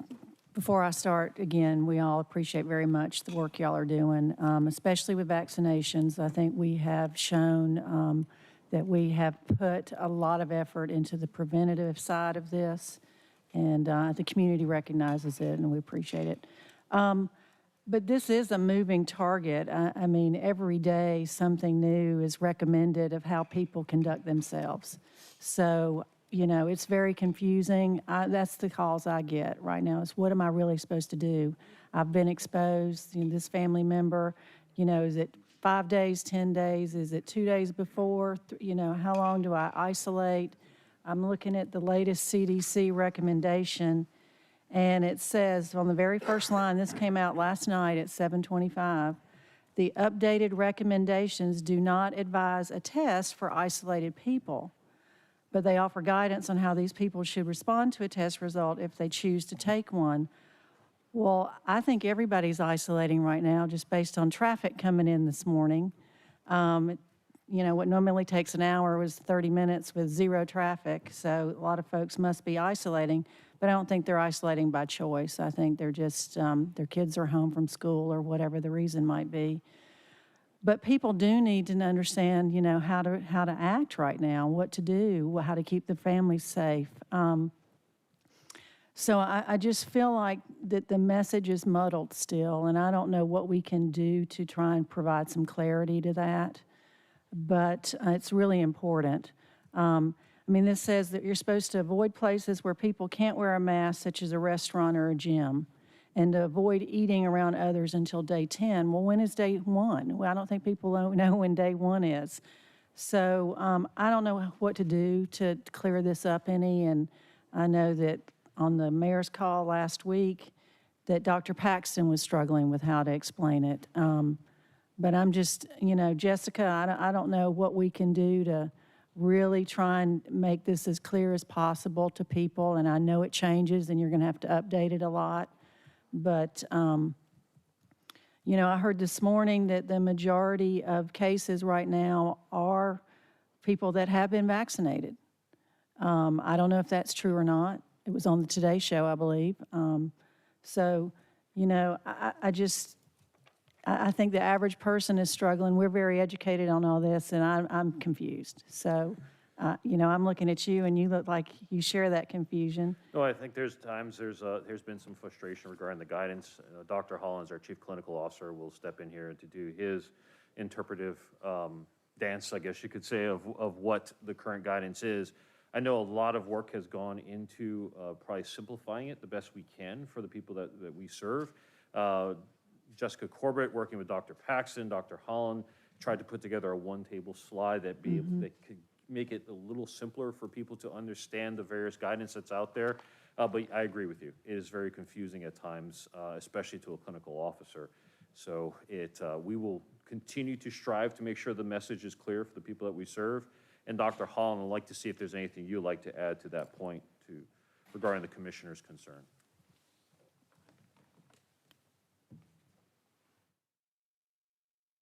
We might have lost him. I guess he may have moved on. And then I think there's some confusion about the testing. Okay, the accuracy of the rapid test versus the need to actually get a PCR test. What's the current information on that?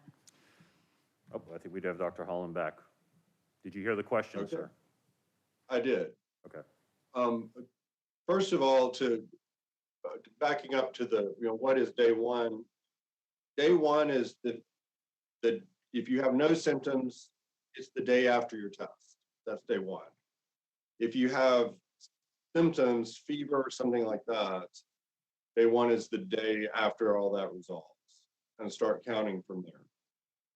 And as for the test, the PCR test is very, very sensitive, and alone, as a single test, is more sensitive than the rapid test, but can also remain positive for a long time. So it doesn't necessarily tell you, like if you're well, it can stay positive for a long time. The rapid tests, though, are a single negative test is not sufficient to rule out COVID. You have to do 2, 24 to 48 hours apart.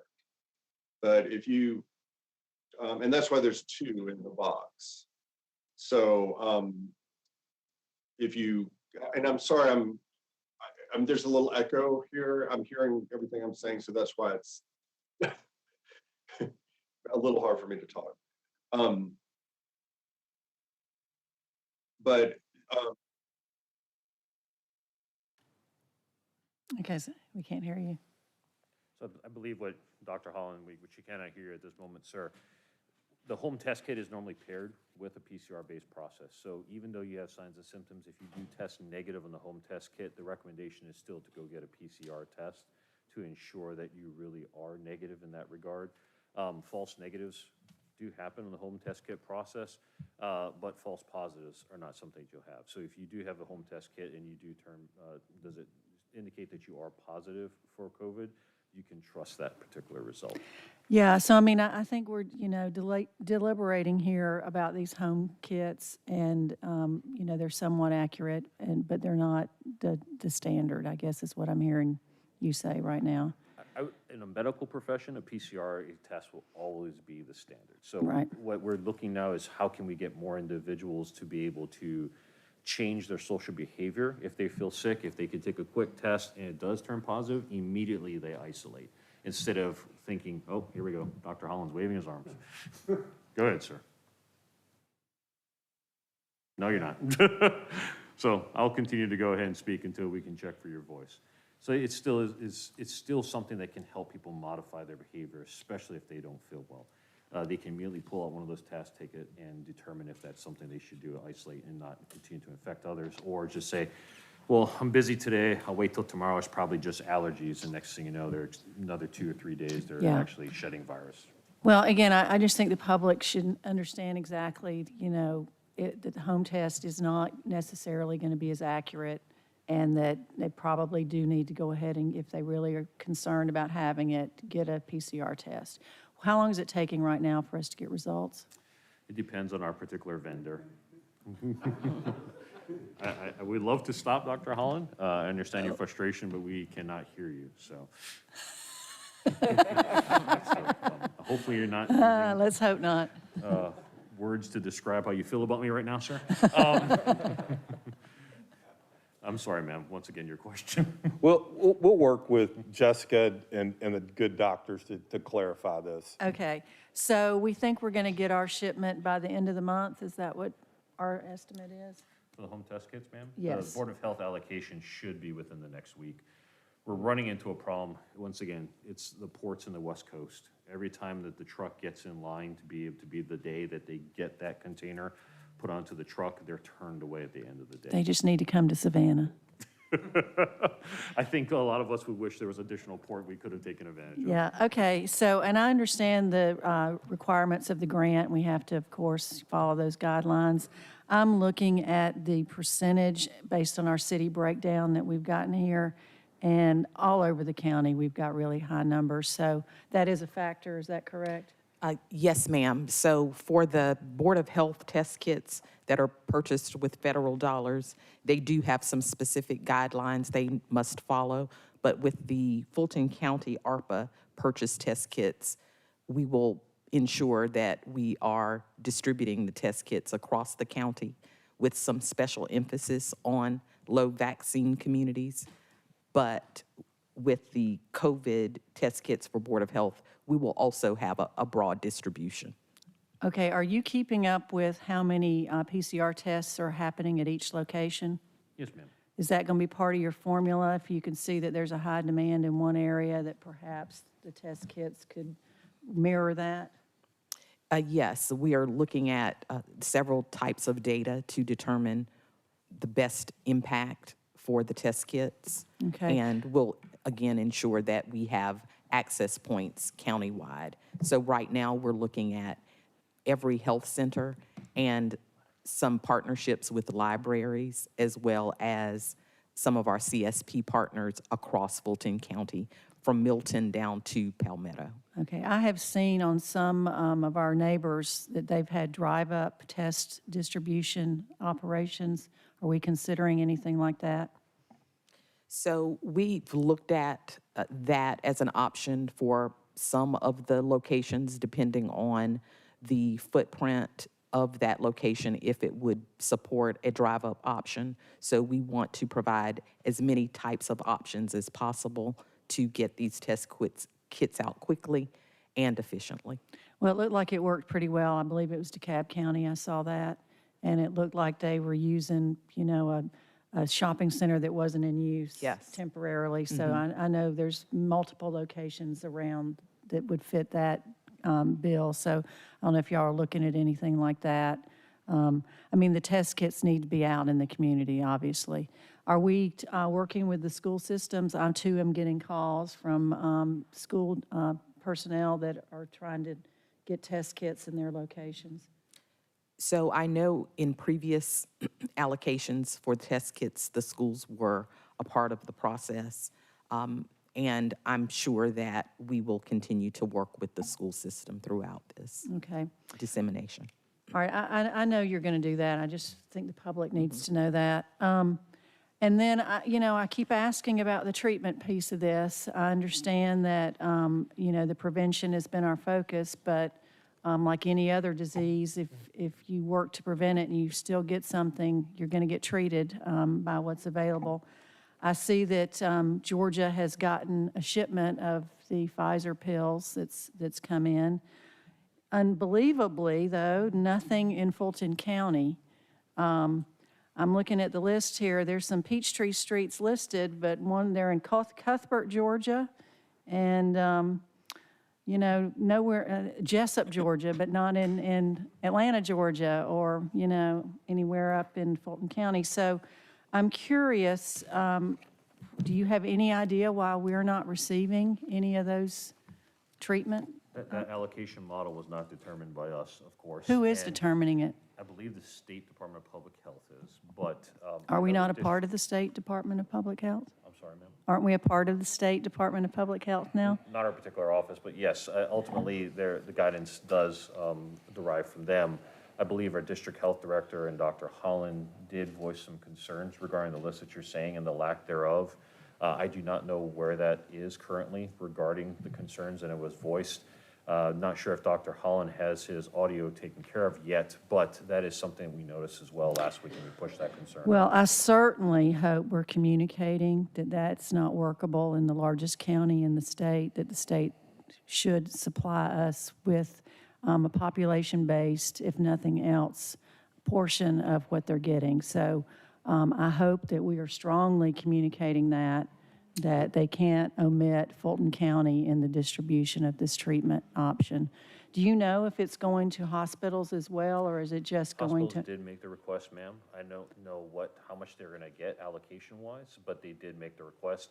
They had a meeting with the governor last week, Tuesday, I believe, all the major CEOs of the hospitals in the region.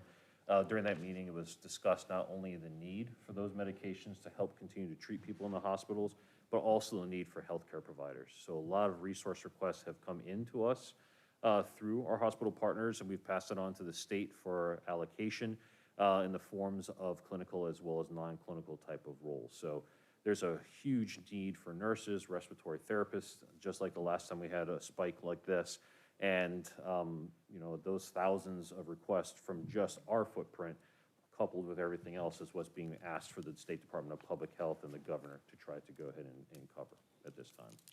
So I know our goal is to keep people out of the hospital. Yes, ma'am. So if in fact the majority of cases are folks that are vaccinated, and they've done everything they can do not to get it, and they still get it, I certainly hope that there's a treatment available for them and the unvaccinated folks. And so I hope that we are strongly communicating that to our state partners and just reminding them Yes, to not ma'am. forget Dr. the largest Holland is county in the actually texting me state. his comments right now. So he did say that he confirmed that concern was raised to DPH. He has not received an answer to that point yet, but he will go ahead and push again for a response. Yeah, let me suggest he remind them again. Yes, ma'am. Thank you.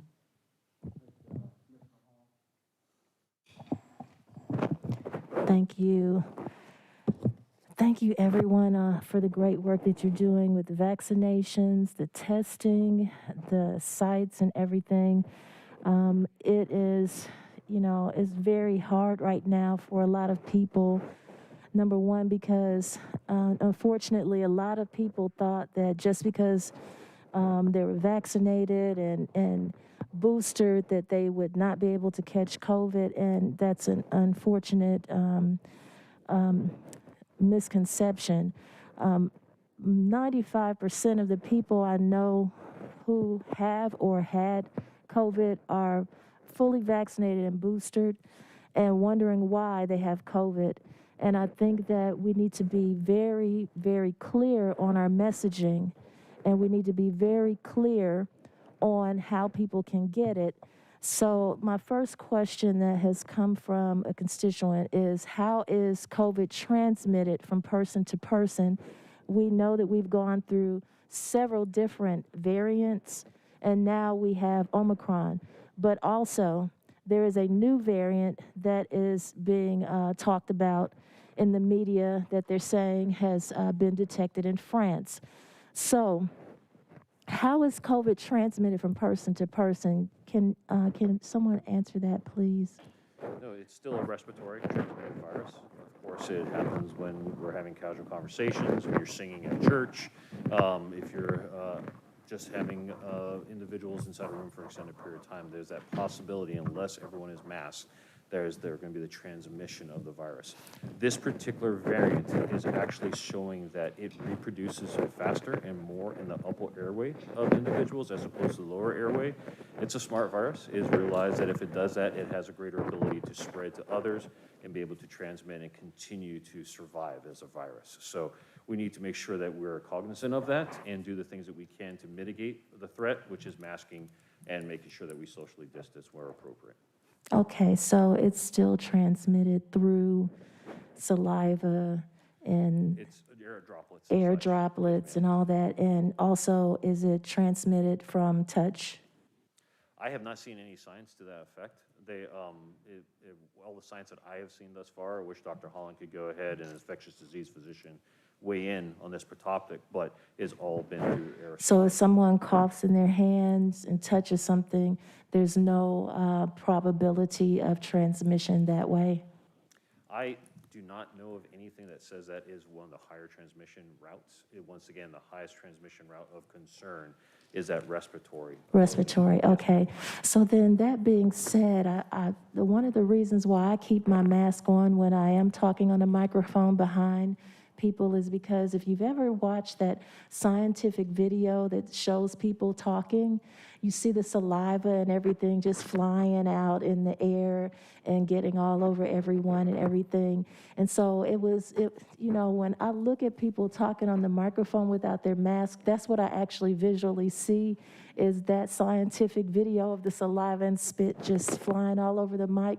And I don't take my mask off because of that, because I'm like, you just came behind that. So you saying that it's transmitted in that manner, that's why I'm like, it doesn't make sense to take your mask off in that situation.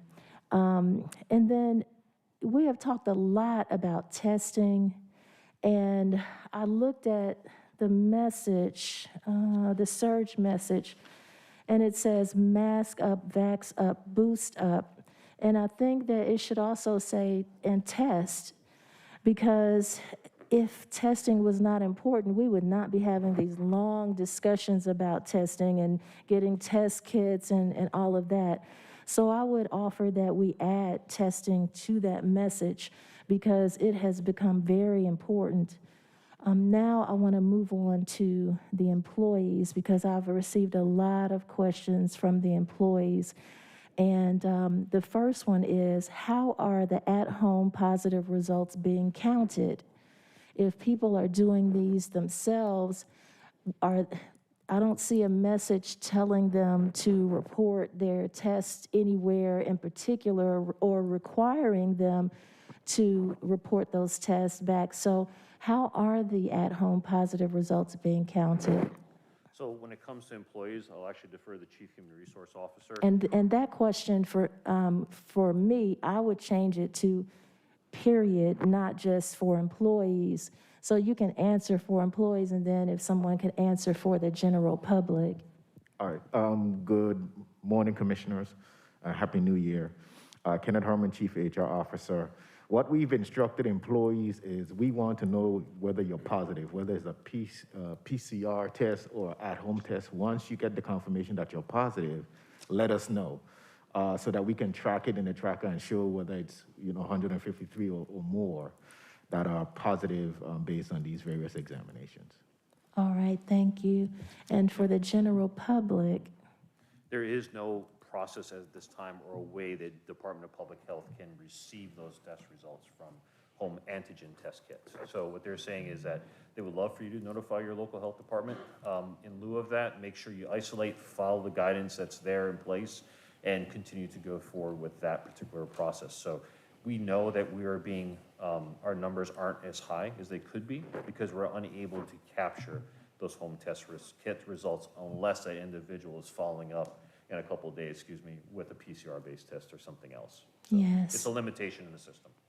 Yes, because I received a lot of calls and texts about people wanting access to those test kits, and so the next question is, will employees get access to the tests as they come in, and how can every county department receive tests for their employees so that maybe we deliver a certain amount of those tests to every department so employees can know they can pick them up from their own department? Is there any plan for that? I see Dr. O'Shell. Good morning. Thank you for that question, Commissioner. We did discuss use of the Employee Wellness Fund to perhaps purchase employee-specific kits on top of the quantity that would be purchased for the public. That's good. And, having it been reported just now that the PCR test is the standard and it is the most accurate, although it can be inaccurate, and I'll tell you how I know that. But we know that these at-home test kits sometimes more often can be not accurate, and the PCR test is what we're asking people to do. We really need to make sure that we have enough tests for our employees. They are concerned because, as we just heard through your report, the positivity rate amongst our county employees has significantly increased. So we want to make sure that we have those tests readily available for them as well. And that leads me to my next question of, do employees need to test negative before returning to work after testing positive? Commissioner? Yes, sir. I think Dr. Holland spoke to this earlier as well. So there's no testing requirement to report back to work. We're following the CDC guideline that talks about the 5 days of isolation and then come back to work and wear your mask for 5 days. And we've also communicated that to the HR liaisons and the department heads based on the new CDC guidance. So there's no testing requirement there's no negative test requirement to report back to work. So that being said, it was just discussed earlier that, people can test up to 90 days positive. So are we putting people at risk by saying that you don't have to test? Because let me tell you my own experience. I got sick over the holiday, the week of the 20th, and I had 1 day of a flu-like symptom. I never had a fever. I had 1 day of flu-like symptom, and then after that, I was hoarse. And most of you who were on the Zooms, you could tell I was hoarse. And if I talked too much or if I got really dry, I might cough a little bit. And the whole time, I tested negative. And I used a PCR test, not a personal one. I literally went to a PCR test site to test. And I was negative the entire time that I had flu-like and cold-like symptoms. Then, when I became 100% well, because I'm very diligent about making sure that I keep everyone safe, because everyone who knows me knows I'm out and about. I was feeding people during the height of COVID, and so I'm never gonna stop serving the people, but I will always do everything in my power to protect them. So I tested again even after I was well, and that is when I tested positive, when I had no symptoms whatsoever. So that's why I'm asking these questions about trying to keep people safe and what is the testing procedure, because I just think we need to be a little more diligent about testing. So the next question is, will the county HR accept home test kits as part of the policy? Commissioner, our stance on the home test kits is no. We are still only accepting the PCR test as proof of testing for those employees who have not provided proof that they're vaccinated in accordance with the Board of Commissioners policies. All right, thank you for that response. Now, my next question is, are we testing to identify which variant of COVID people have? Because you said earlier that the majority of the positives were from the Omicron variant. And so how do we know that? Every test can detect the Omicron variant. They send a percentage of all tests to the lab, and so that's how they come up with the national numbers. So there is a lab that's doing the testing for Omicron. Not every test is done that way, but the way they do it, they feel pretty confident with their numbers. So not every test is testing for Omicron. You just confident that it is Omicron because so many people are getting COVID right now. Is that what you're saying? Just to clarify. Okay. So yes, a test is going to tell you if you are impacted by COVID, yes or no. What a portion of those tests then is sent to the State Department of Public Health lab for further analysis to determine what particular variant that is. From there, they go ahead and make a determination of that, what percentage of the population actually has a particular variant of it. So every test will go ahead and determine without a doubt if you have COVID or don't have COVID. The particular variant will only be a subsection of the total samples collected. Only a subsection Will be sent for further analysis. will be sent for further analysis, but you don't know what percentage that would be. It's a sample size that the federal government, CDC, has set forth for the states to collect so that the sample size is representative of the entire population. So Oh, okay, and what is the sample size? What's the number? I can get that information and get back to you. But Okay, please do. they've increased it, by the way, so they feel even more confident in the numbers today. Okay, great. I would love to know that number, and so would the listing and viewing public. And then there have been requests that came into my office by churches and locations to be test sites, and I've just forwarded the emails to Dr. Paxton and Dr. Holland. Is there a message that we can send to people, or a brochure or something that we can give to people that direct them on how to become a test site?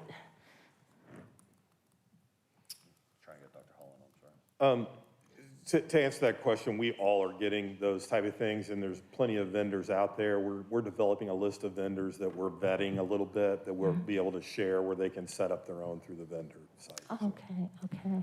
The one thing, though, ma'am, that we're running into a problem with, and it's actually happening in your district as well, there's so many individuals that are opening these testing sites, but they do not have a traffic management plan, which is actually impacting the community around it. So in your particular area, Atlanta Police Department has had some concerns and frustration about some particular areas that have popped up as a testing site, and no one has taken the due diligence to work with a local law enforcement partner to ensure that they have a traffic plan as well as other safety and security plans. So what I could say in general is if there's a business that is looking to do that in a vacant property, make sure you reach out to your local law enforcement agency, make yourself known, ensure that you have a plan so that you don't further impact the community by opening one of these sites. Okay, so that being said, is the Board of Health offering any assistance to these test sites so that they don't encounter these issues? That makes me think about what Commissioner Abdul-Rahman said earlier about it's not the Fulton County sites that are having any, negative problems, it's sites that are non-Fulton County. So are we helping these sites? A lot of these we don't even know about. We find about it when there is a concern by an elected official that's passed on by a constituent. We try to reach out to these individuals to develop a partnership or relationship. Sometimes they fly beneath the radar. We actually would love to make sure that they're part of the bigger effort, that they're coordinating with us in that regard. But to our chagrin, we have not been able to find a single state agency that oversees them. So that's what the hopes is that there would be some way that we could actually have that so that there could be a way that they work closer with us. Okay, thank you. And let me see, I think, the last thing is, we have been told over the past 2 years, ever since the vaccination started, that the vaccination is not 100%. When you initially receive it, it's not 100%. And that over time, the ability for it to protect us against the virus starts to decrease. And that is why everyone now needs a booster to boost it back up. And so with the booster, how much is the percentage of protection after a person gets the booster? So what they're saying at this point, if you had your first and second dose, you have a 50% chance of protecting yourself from infection. You said 50%? For this current variant. If you get a booster, it takes you up to 75% protection. Okay, wait. The 2 shots, you're at 50% protection. The booster puts you up at 75%? Once again, you got to remember, the vaccine's sole mission is to keep you out of a mortuary and to keep you out of an ICU. And it's doing its function in that regard. Wait a minute. The efficacy at the beginning was 95% against the original variant. It has waned, and especially waned against this particular variant. So it has now been raised from 50 to 75.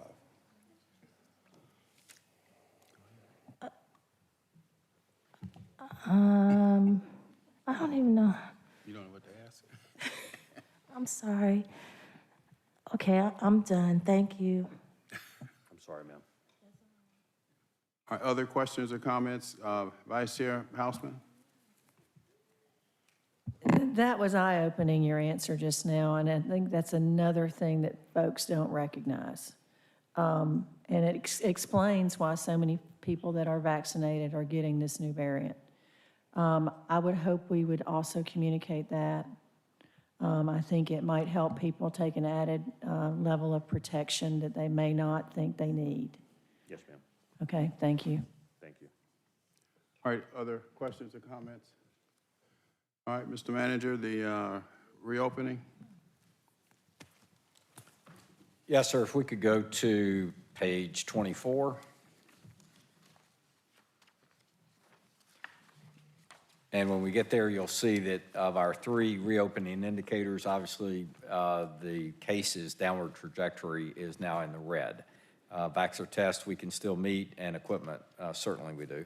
We go to the next page, 25. This is the number that I quoted earlier.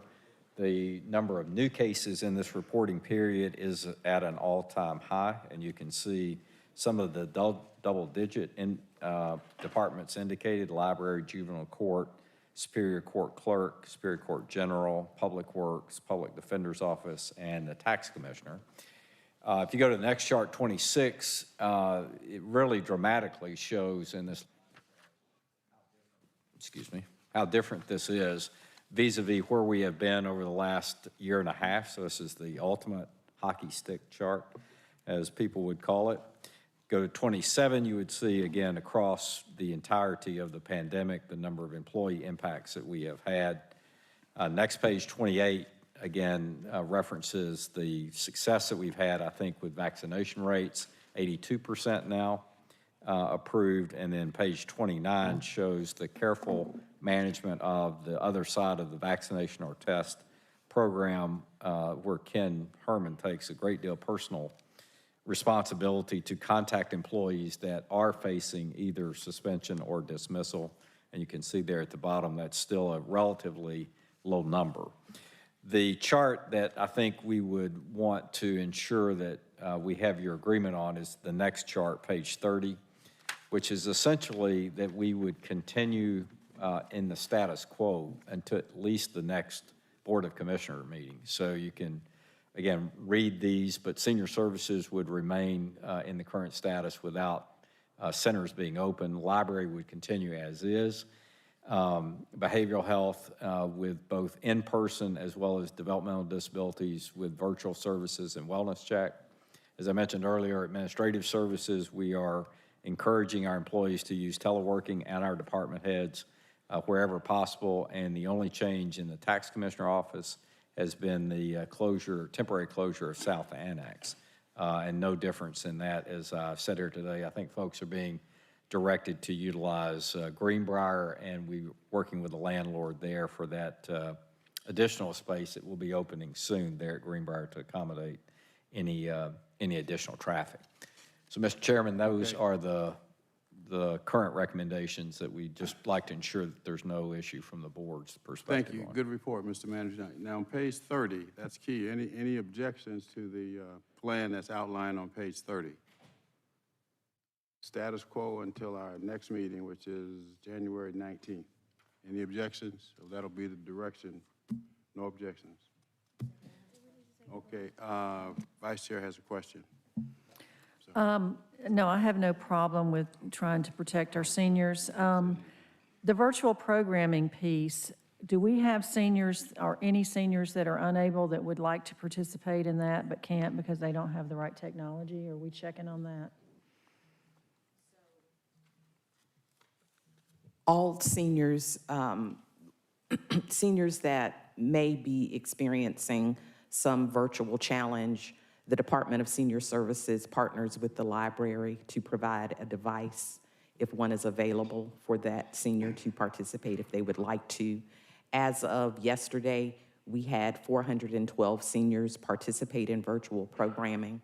We completed wellness checks on 1,618 seniors, and we provided 650 meals and to seniors in our adult day, neighborhood senior centers, and multipurpose. Wonderful. Do we have seniors that are utilizing our technology offerings? That are? That are? Yes, we had 412 seniors participate in virtual programs. Right, but are they using their own equipment or are we providing that equipment? I can get that breakdown for you, Vice Chair. I'm just curious. We hear a lot about the digital divide and those types of things. I think this is kind of a microscopic test case of really what's going on in our community in that regard. So I think that'd be useful for us going forward. Yes, ma'am. Commissioner Abdul-Rahman. Thank you, Chairman. Dr. Rochelle, I just want to take this time to publicly thank you all. I remember when we were on the mayor's meeting and I did ask about the wellness checks. And so I did want to say some of the seniors I have talked to that was actually part of the wellness checks, they appreciate it and they reached out to my office. And so, County Manager, I thank you all for being so responsive. And it is working because, like I said before, we're trying to mitigate this and, look at their physical health, but also look at their mental health. And so to have some seniors reach out to me and say that they got a wellness check, I'm not sure how you all do it, but the fact that they got it and they wanted to let me know that they did, I want to commend you all and please keep up the good work. Thank you, Commissioner. Anything else? And one more time on page 30, there are specific recommendations that the manager is asking for, and there are no objections to the recommendations that are outlined on page 30. All right, you have your marching orders, Mr. Manager. Yes, sir. All right, continue, sir. And then lastly, on page 32 and 3, I'll just ask Dr. Rochelle to give you a brief update on emergency rental assistance. We are continuing to administer the emergency rental assistance program. We are coming to the end of the additional $4 million that the board generously approved for the continuation of the program. As the county manager indicated, we have received the positive signal that our reallocation request from the Department of Community Affairs has been approved. We have not gotten a specific date as to when we will receive the allocation or the specific amount, if it will be the $25 million that we requested or not. We will continue to keep the board apprised of that development when we receive the dollars and when we will have the opportunity to continue adjudicating applications and paying them against the $25 million.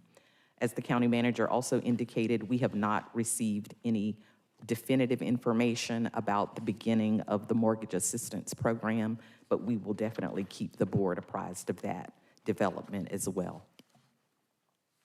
Okay, questions or comments? Vice Chair? Yes, and thank you for your work on this area as well. I'm curious if we have any sort of geographical heat map of where these might be concentrated that you could provide us. Again, I think that this type of data would be helpful to us going forward. Yes, ma'am. I'll work with the strategy team to provide that information for you. Thank you very much. Okay, anything else, Mr. Manager? Unless there are any questions on the financial overview, which have not changed significantly from the last meeting, that concludes our report. Okay, and I just would encourage you, though, once the 46,000 kits are in from the Department of Public Health, that we actually don't wait until those have been exhausted, but we using our money, buy another 46,000 while we're waiting for our pro rata share of the 500 million that should be coming at some point in the future. Yes, sir. I think, got clear direction today to proceed with that, so we'll do so post haste. All right, thank you for the report. Mr. Chair, I just had Yes, one remark on the expenditures and so forth, and I just want to clarify something from the manager. When you made the remark that we had spent over 100 million in funds, or somebody made that remark, you're referring in total, but the funds we spent specifically from the American Rescue Act were only 51.8. Yes, sir, that's correct. Okay. I'm referring to page 38 in the sum total of 100. Yeah, I just wanted to point that out, just, for listening purposes, that,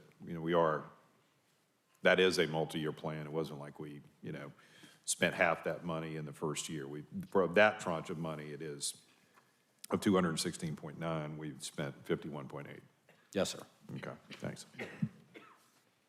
Vice Chair Houseman. The names are similar. Just briefly, when we were talking about the distribution of the test kits, I know Atlanta has done a lot of these things on their own. Are we going to distribute them outside of the city of Atlanta, or will Atlanta be included in the distribution? Vice Chair Hausman, yes, Atlanta would be included in the distribution, as well as an access point for all 15 cities. So this is different than our normal operation where they have their own resources to address COVID? So the Board of Health grant that they receive through the federal government does not exclude the city of Atlanta. If it is the will of the board, with the ARPA funding that we are going to use to purchase the Fulton County test kits, if you would like to see us do something more in alignment with how we have allocated resources in the past, we're happy to do that. In my opinion, that's consistent with how we have done everything else. I think if we start making exceptions, then it really muddies the water. Yes, ma'am. So I understand the other one is different, but that would be my suggestion. Of course, just a reminder, every city has received ARPA funds.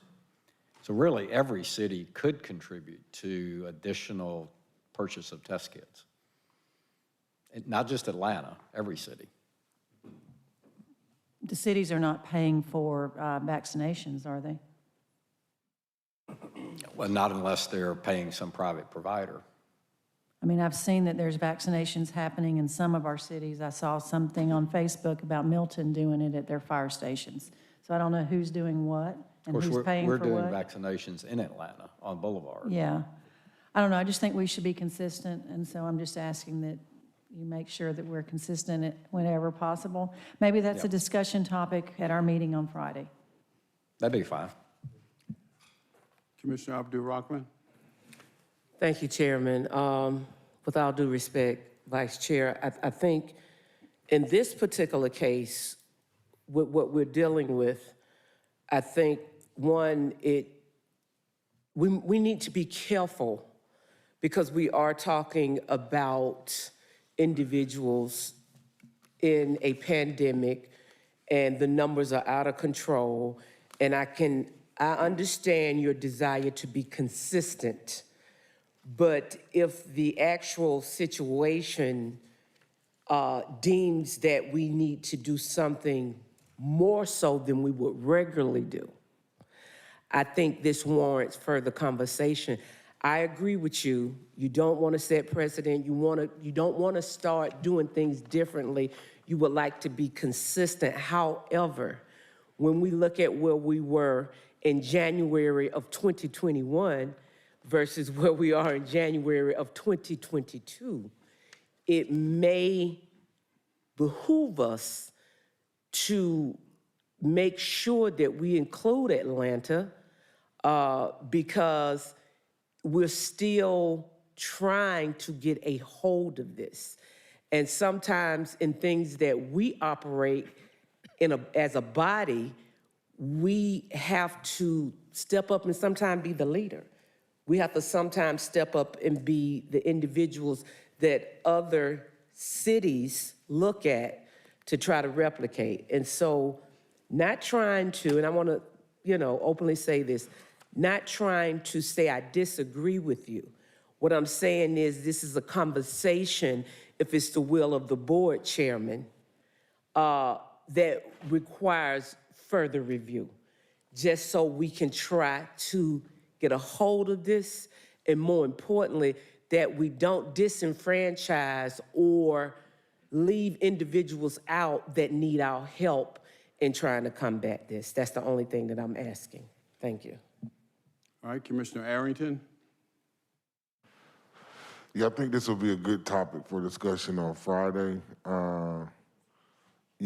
COVID doesn't care what city or county you live in. And so I think we've got to be a little more responsive. I certainly agree, Commissioner Hausman, that we, need to maintain consistency. But, as we're looking at these numbers, these rising numbers, and people driving in and out of the county and in and out of the cities, I think it definitely deserves further discussion on Friday as we talk and meet with our mayors about how we address this.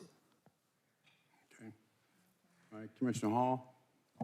I just want to say, if anyone attended or watched the inauguration of our new 61st mayor of Atlanta, Andre Dickens, then they would have heard him say that he is definitely going to work with Fulton County and DeKalb County and our health departments to address every aspect of what is happening with our citizens in COVID. So I believe that we definitely need to work with Atlanta and all of our mayors, as we have been doing, and continue to help in any area that we can. We can't say that we don't have the ability to do that, because this is not like receiving federal funding from HUD that says specifically in the law that you cannot double dip. And if Atlanta has money from the federal government and HUD, and Fulton County has money from the federal government and HUD, you can't use the money in both areas. It's not like that. We need to help each other as we have been doing. All right, further comments? If not, Madam Clerk? Continuing on page 5, 22-0017, Finance, review and approval of the fiscal year 2022 final adopted budget and budget resolution. So may I make a quick suggestion here? there's an item on page, where is it? 22-0023. It's a presentation of the Georgia Music Accord feasibility study, which could have some budgetary implications.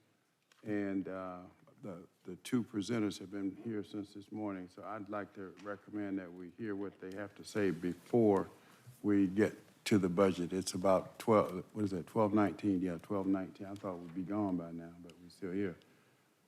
So any objections to, I mean, we can officially amend the agenda if we need to. Mr. Vice Chair? Yeah, I was going to move that we amend the agenda. All right, is there a second? But I was also going to suggest Second. that we break for lunch after the presentation and do the budget after lunch. That's fine, that's fine. I All right, second. on the motion by, Can you correct that, please, Madam Clerk? Thank you. do what? Oh, okay. Motion to approve, to amend the agenda by Vice Chair Houseman, seconded by Commissioner Hall. Let's vote, please.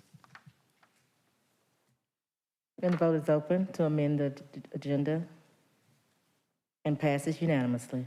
Okay, Mr. Olecki?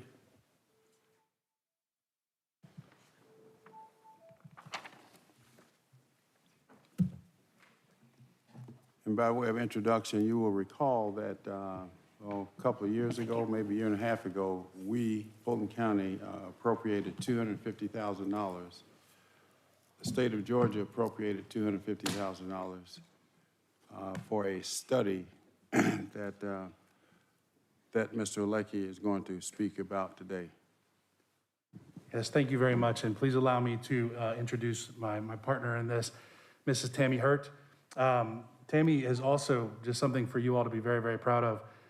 Tammy is only the second elected board chair of the Recording Academy's Board of Directors from Georgia and here in Fulton County. So we're very, very excited to have her involved. Good afternoon, everyone. A big thank you to all of you. Hopefully you can hear me okay. Please let me know if you cannot. But we are not here without y'all's involvement.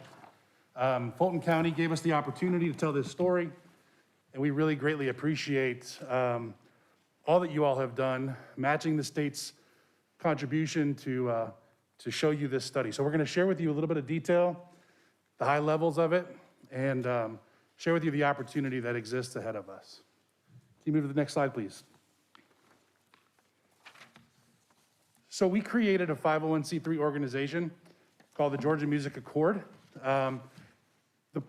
Really the purpose of this organization was to complete a series of due diligence to focus on bringing a Grammy experience and all of the amazing educational and community impacts that it could bring to the table.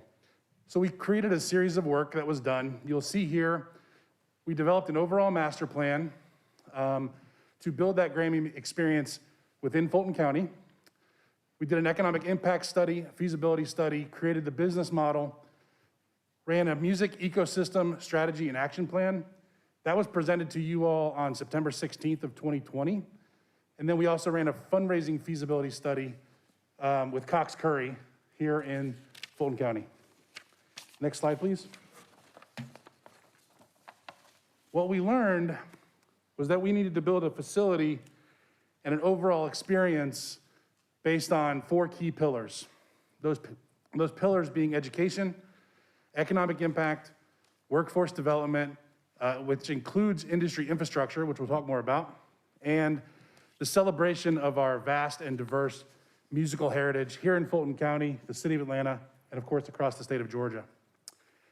Since that time, since we ran this study, we've faced this pandemic that we just spent the last hour and plus talking about. We decided to add an element to it and really focus on unity and togetherness.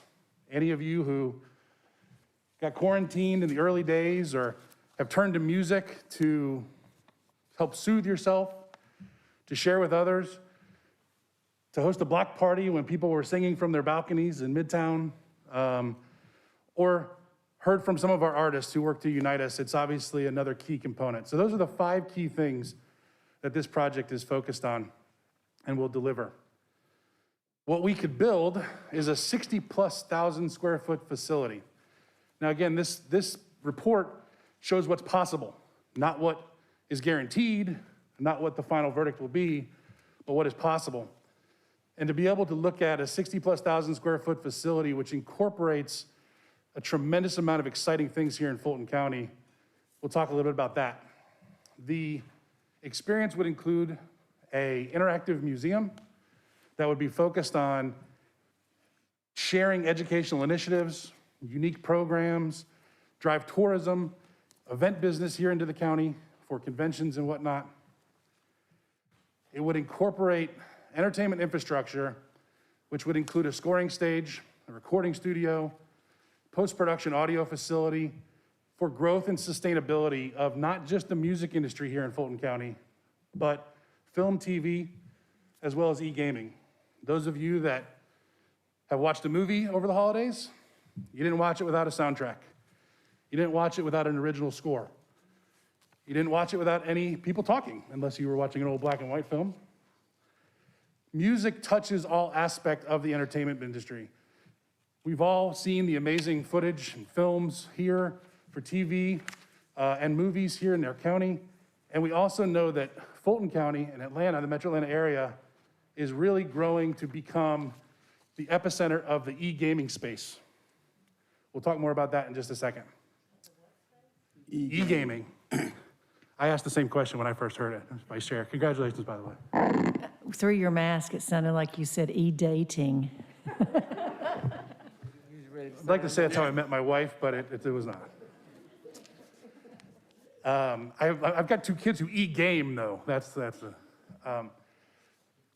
the key component for us is the educational programs and initiative focused on K through 12. That will be STEAM related, not just arts related, as well as partnering with our higher education institutions here in the county and beyond.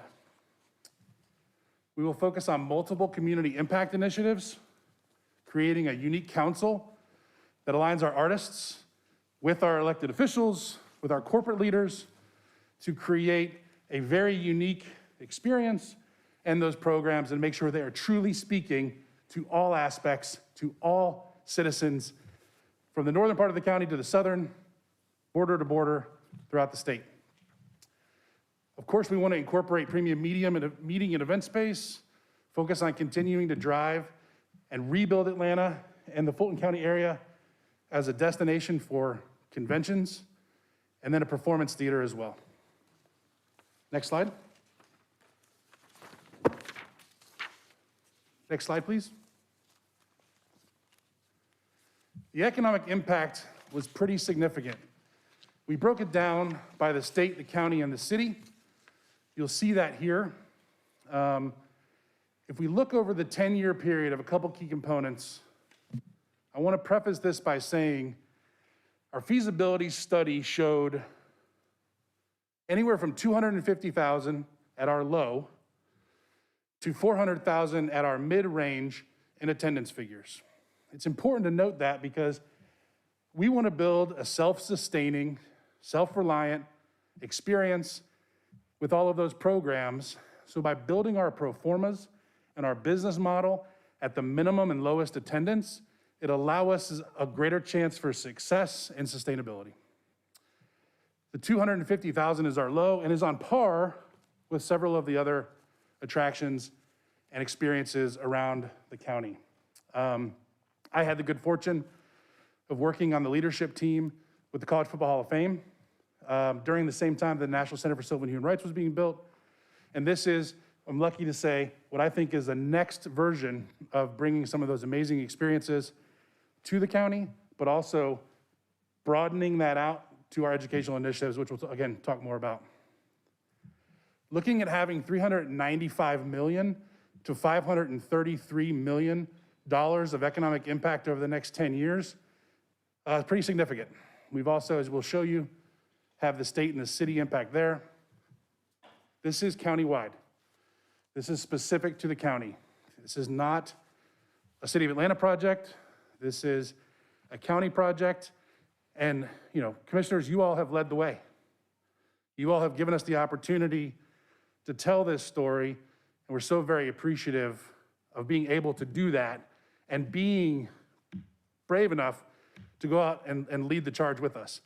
And we continue to have Fulton County front and center in all of our conversations with our corporate leaders and as we work to collaborate with other elected officials.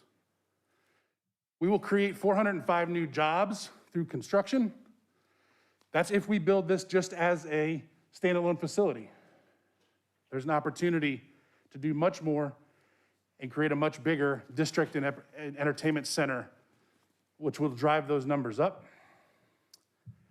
Through the operation and the tourism specifically, that will be a range of 273 to 405 jobs.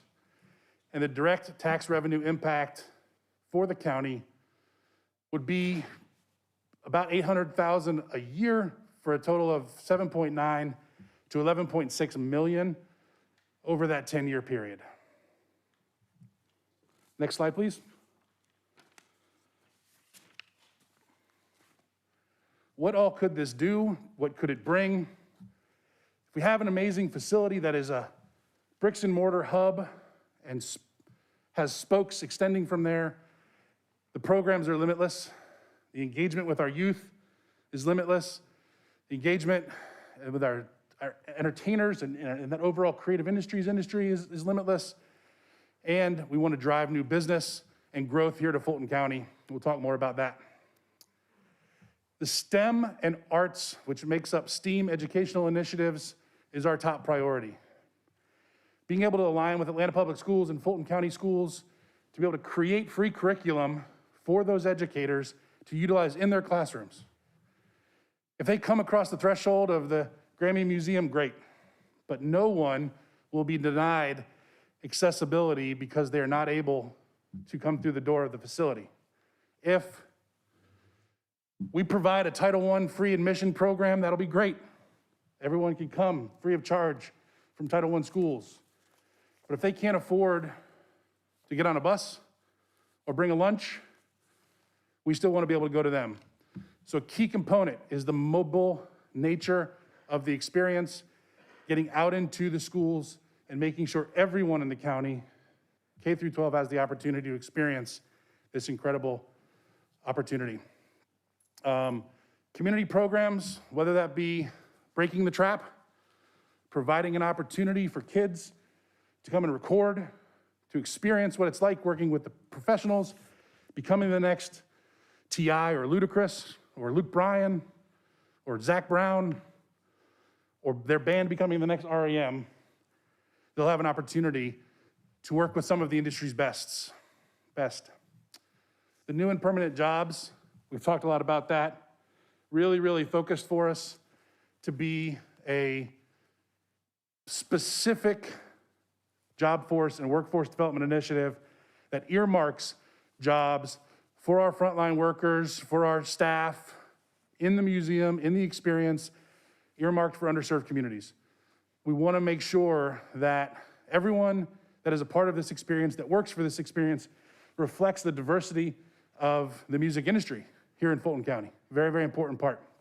I'll back up one quick thing and make a mention of something.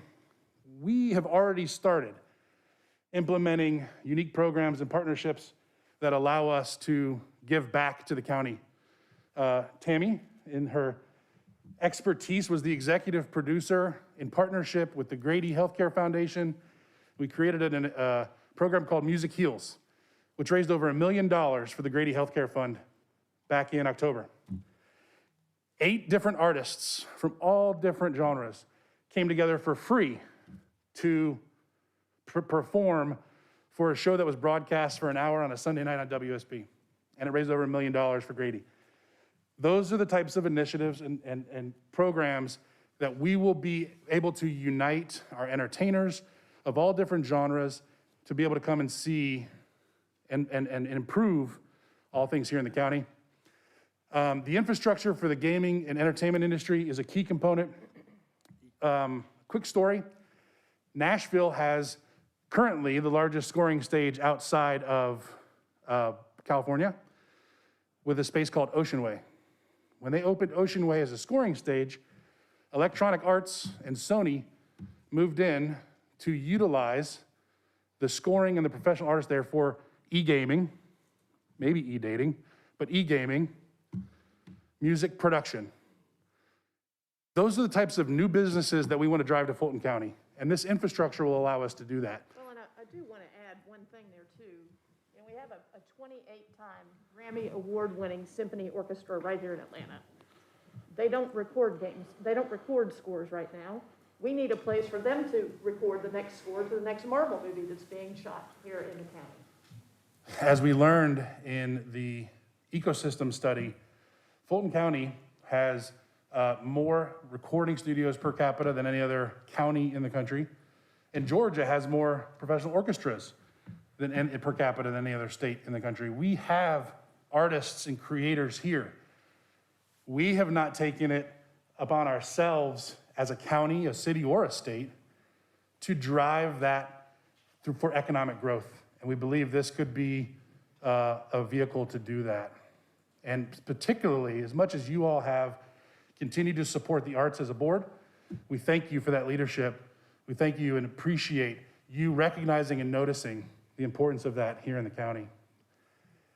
Key partnerships are a major focus, working with the Atlanta University Center and our historically Black colleges and universities, with organizations like Georgia State, even getting into other parts of the county and working specifically with higher education institutions to bring the Grammy affiliate program to those schools.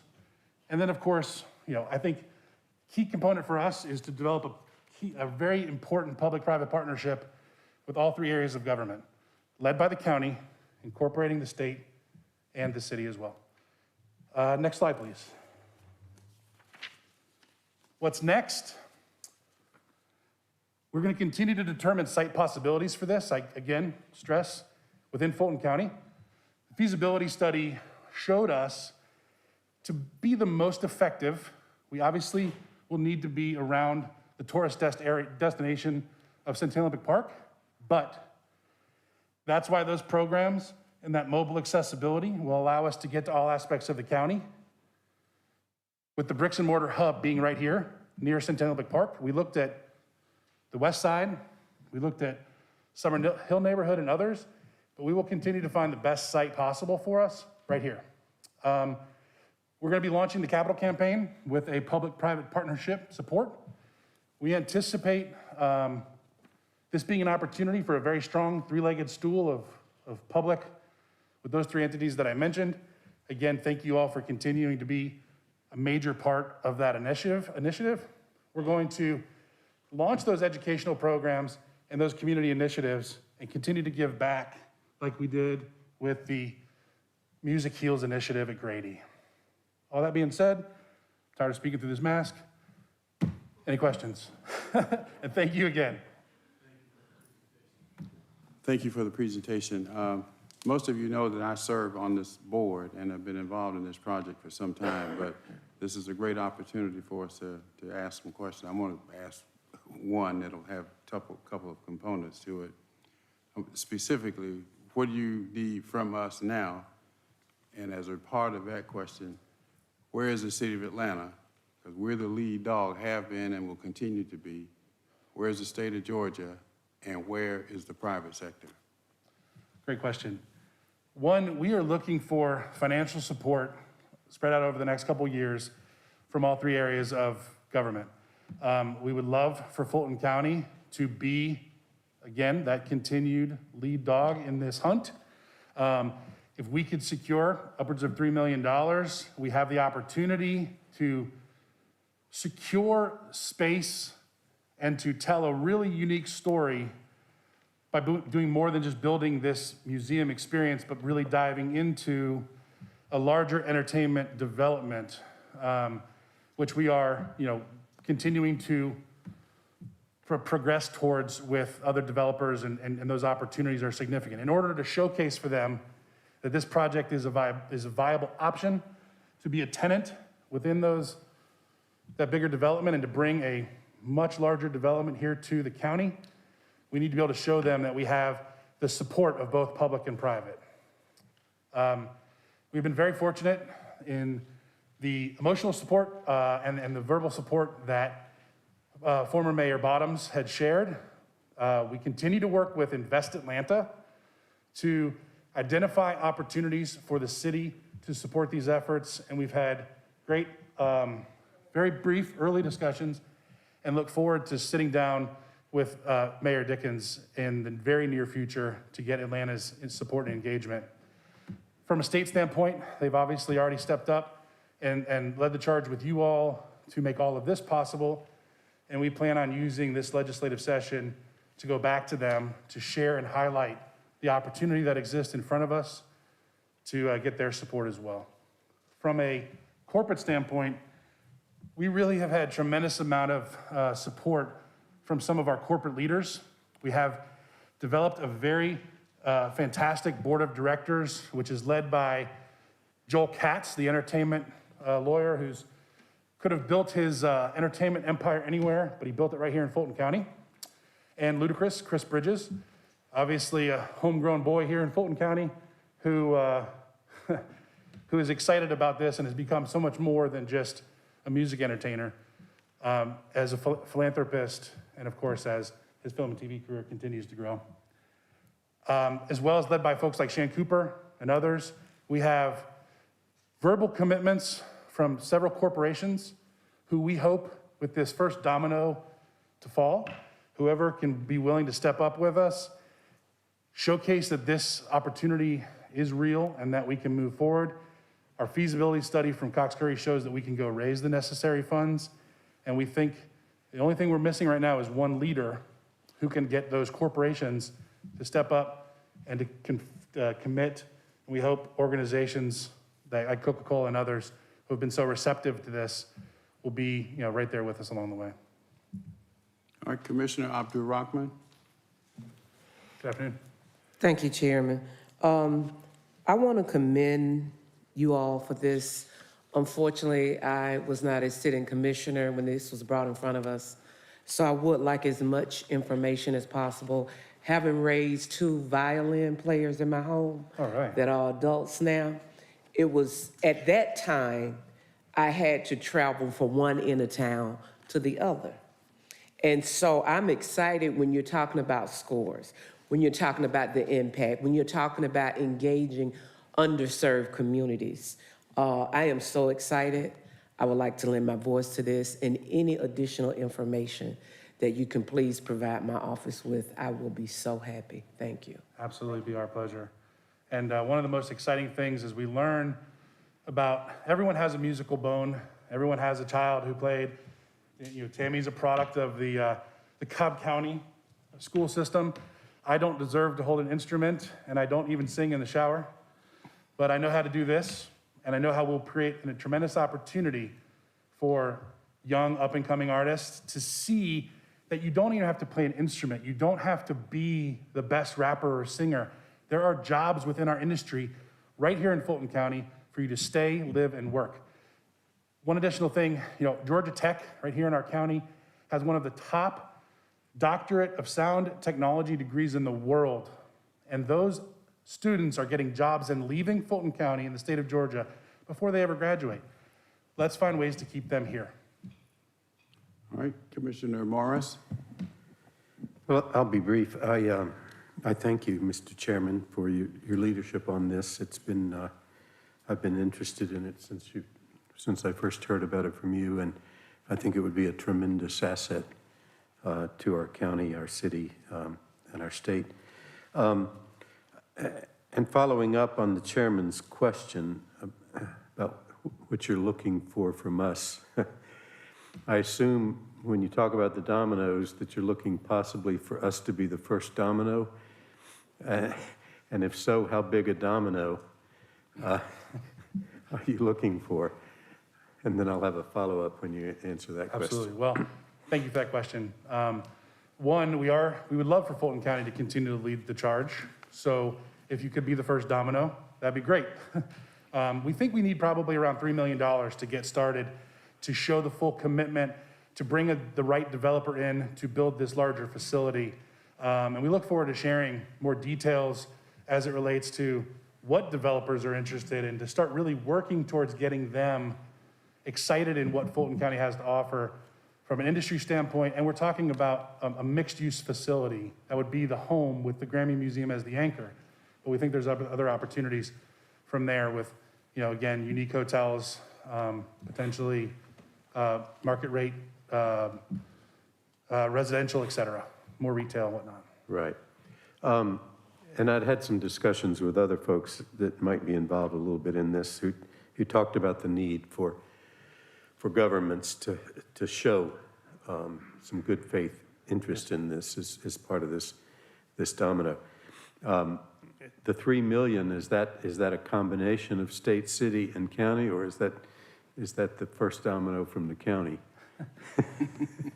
That's a big domino. It would be a big domino, but it would be ideal if that was the first domino in support of the county. We would then utilize that to go get that matched, plus from the city and the state. We believe we probably need to get somewhere between $10 and $12 million from the public sector in the form of different grants and whatnot over the series of our construction development period. Which would be 2-3 years? About 3 years.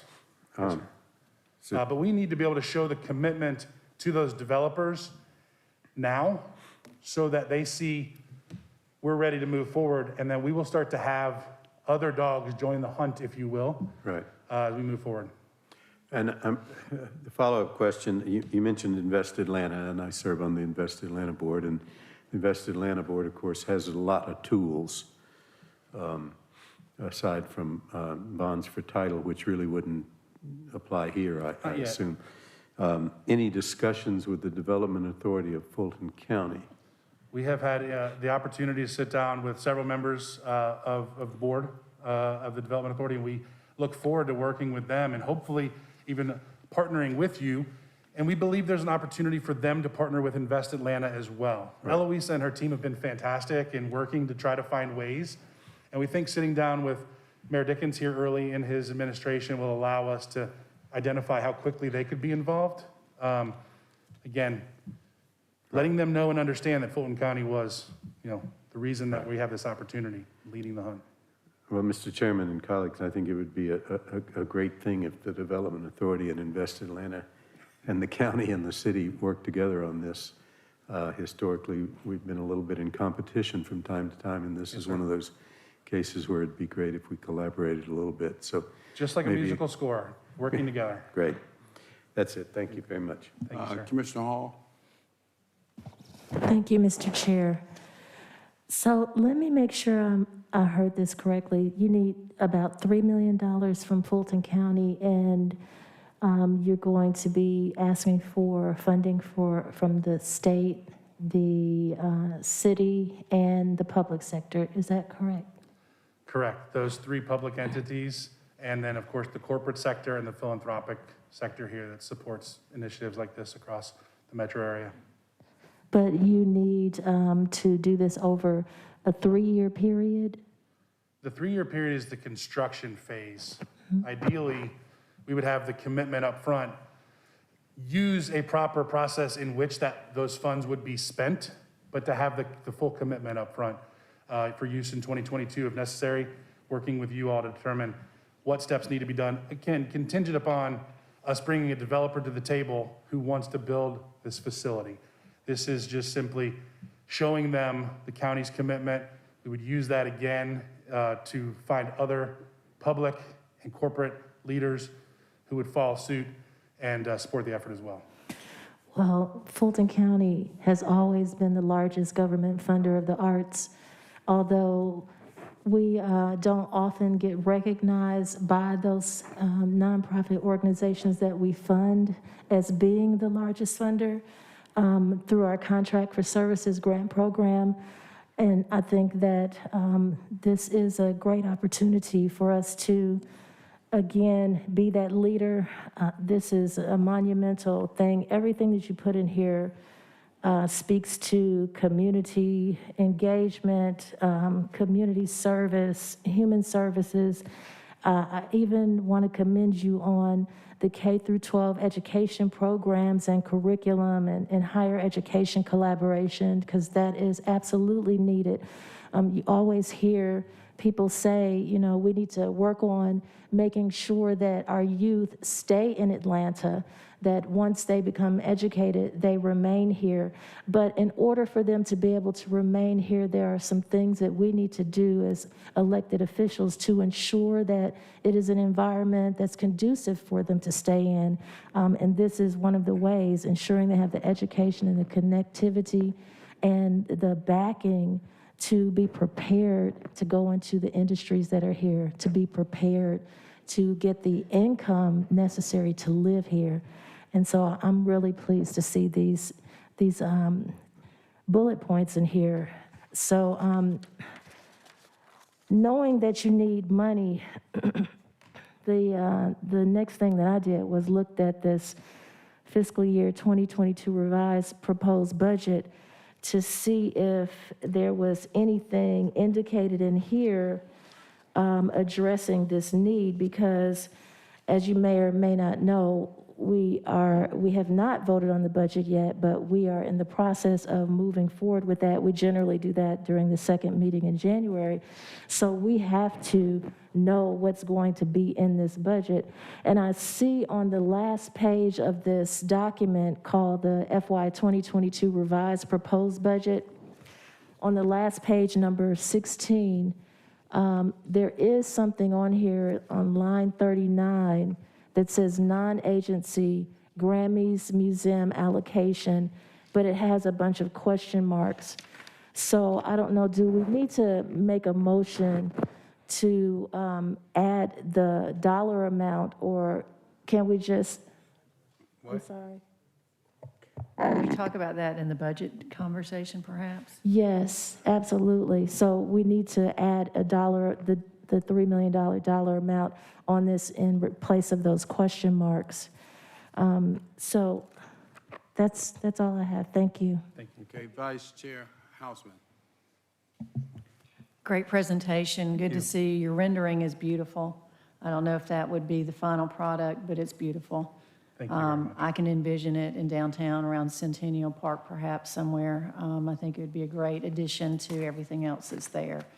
And I love the educational component. That's really what appeals to me. The fact that, you know, we're training a lot of our kids in this industry, but they don't have jobs here and they move somewhere else. And it's just one of the missing pieces of our entertainment industry, in my opinion, that this would greatly enhance and serve. So I'm very positive about what you're trying to accomplish. That being said, and it's a beautiful PowerPoint, there's not a lot of meat here about what you're really asking for. I'd heard a different figure than 3 million when you and I spoke a few weeks ago. That was higher. So I'm not sure why you reduced it. I know everything's more expensive right now. So for you to come in and ask for less is kind of a surprise. And, you know, we haven't been provided with the Cox-Curry study, which might help us determine, you know, how we can get involved in this.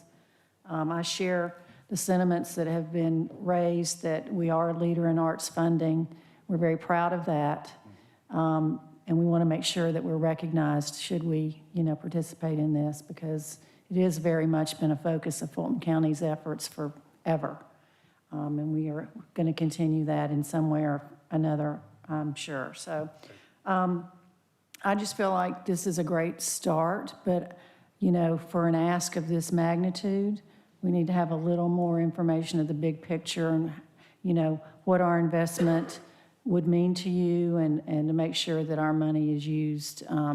You know, doesn't go to waste, and no offense, but if we make an investment, that the rest of the project is going to get funded. Absolutely. So that's what I need to see in order to support a financial investment. Is just your budget, your projections from what it's going to really cost for you to build this, and the likelihood of the partners and what they would bring and that kind of thing.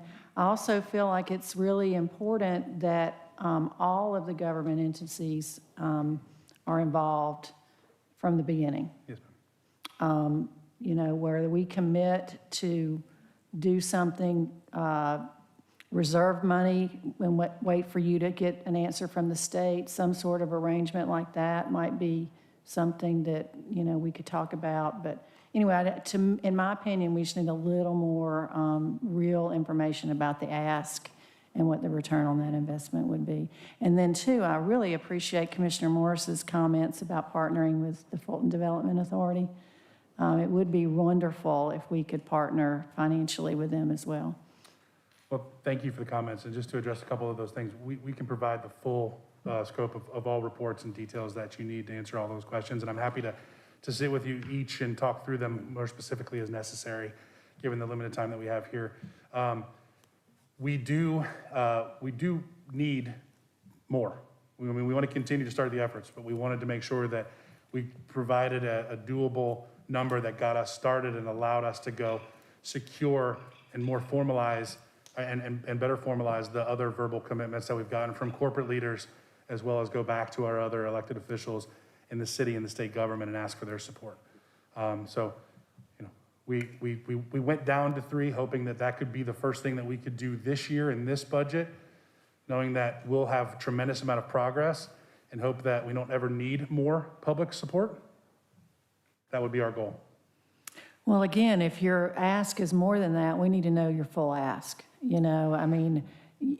It's not a kind of thing where, we're going to invest and then next year you say, oh, well, we've got to have more, or the money is not going to go to the intended purpose. So that's not a situation that I think would work for us. Okay. Well, the original ask, our original model was looking for $5 million from each of the public entities to get to 15 total, which allow us to then go get another, 45 or 50 million from the private sector in both corporations and foundations. Again, I think we need to see that in writing. You got it. Okay, thank you. Okay, Commissioner Ellis? Yeah, just real brief. Following up on some of Vice Chair Hausman's comments, which I concur with. Who did the study for you? And maybe you can give us a little more detail. Presentation is, there's some numbers up there, but there's not a lot of detail behind them. And when you're certainly looking at any sort of development projects, I think it's fair for anybody, particularly that's going to invest in something, to look at them with somewhat of a skeptical eye about projections. So, I'd be interested in any of the detail behind the projection numbers that you threw up there, as well as if you do have the Cox Curry study about, feasibility, what you can raise and that sort of stuff. I would want to see that. And if I don't want to put words in your mouth, but what I heard from you, and I just want to verify, at the current point in time, you have no corporate or individual financial commitments at the present point in time. We have no checks that have been cashed from any of those entities, but we have some verbal commitments and are working towards final numbers from each of them.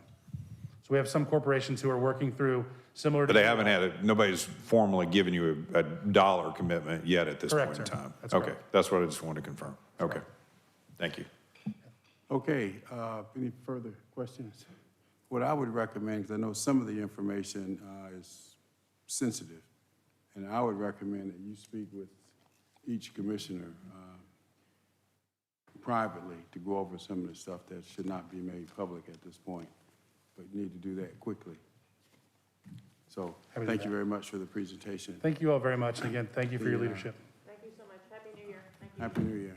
All right, it's approaching 1 o'clock. I'll entertain a motion. We go for recess for lunch and executive session, items of personnel, real estate, and what's the other one?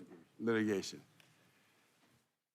Motion to approve by Commissioner Hall, seconded by Vice Chair Hausman. Let's vote, please. And the vote is open. And the motion passes unanimously.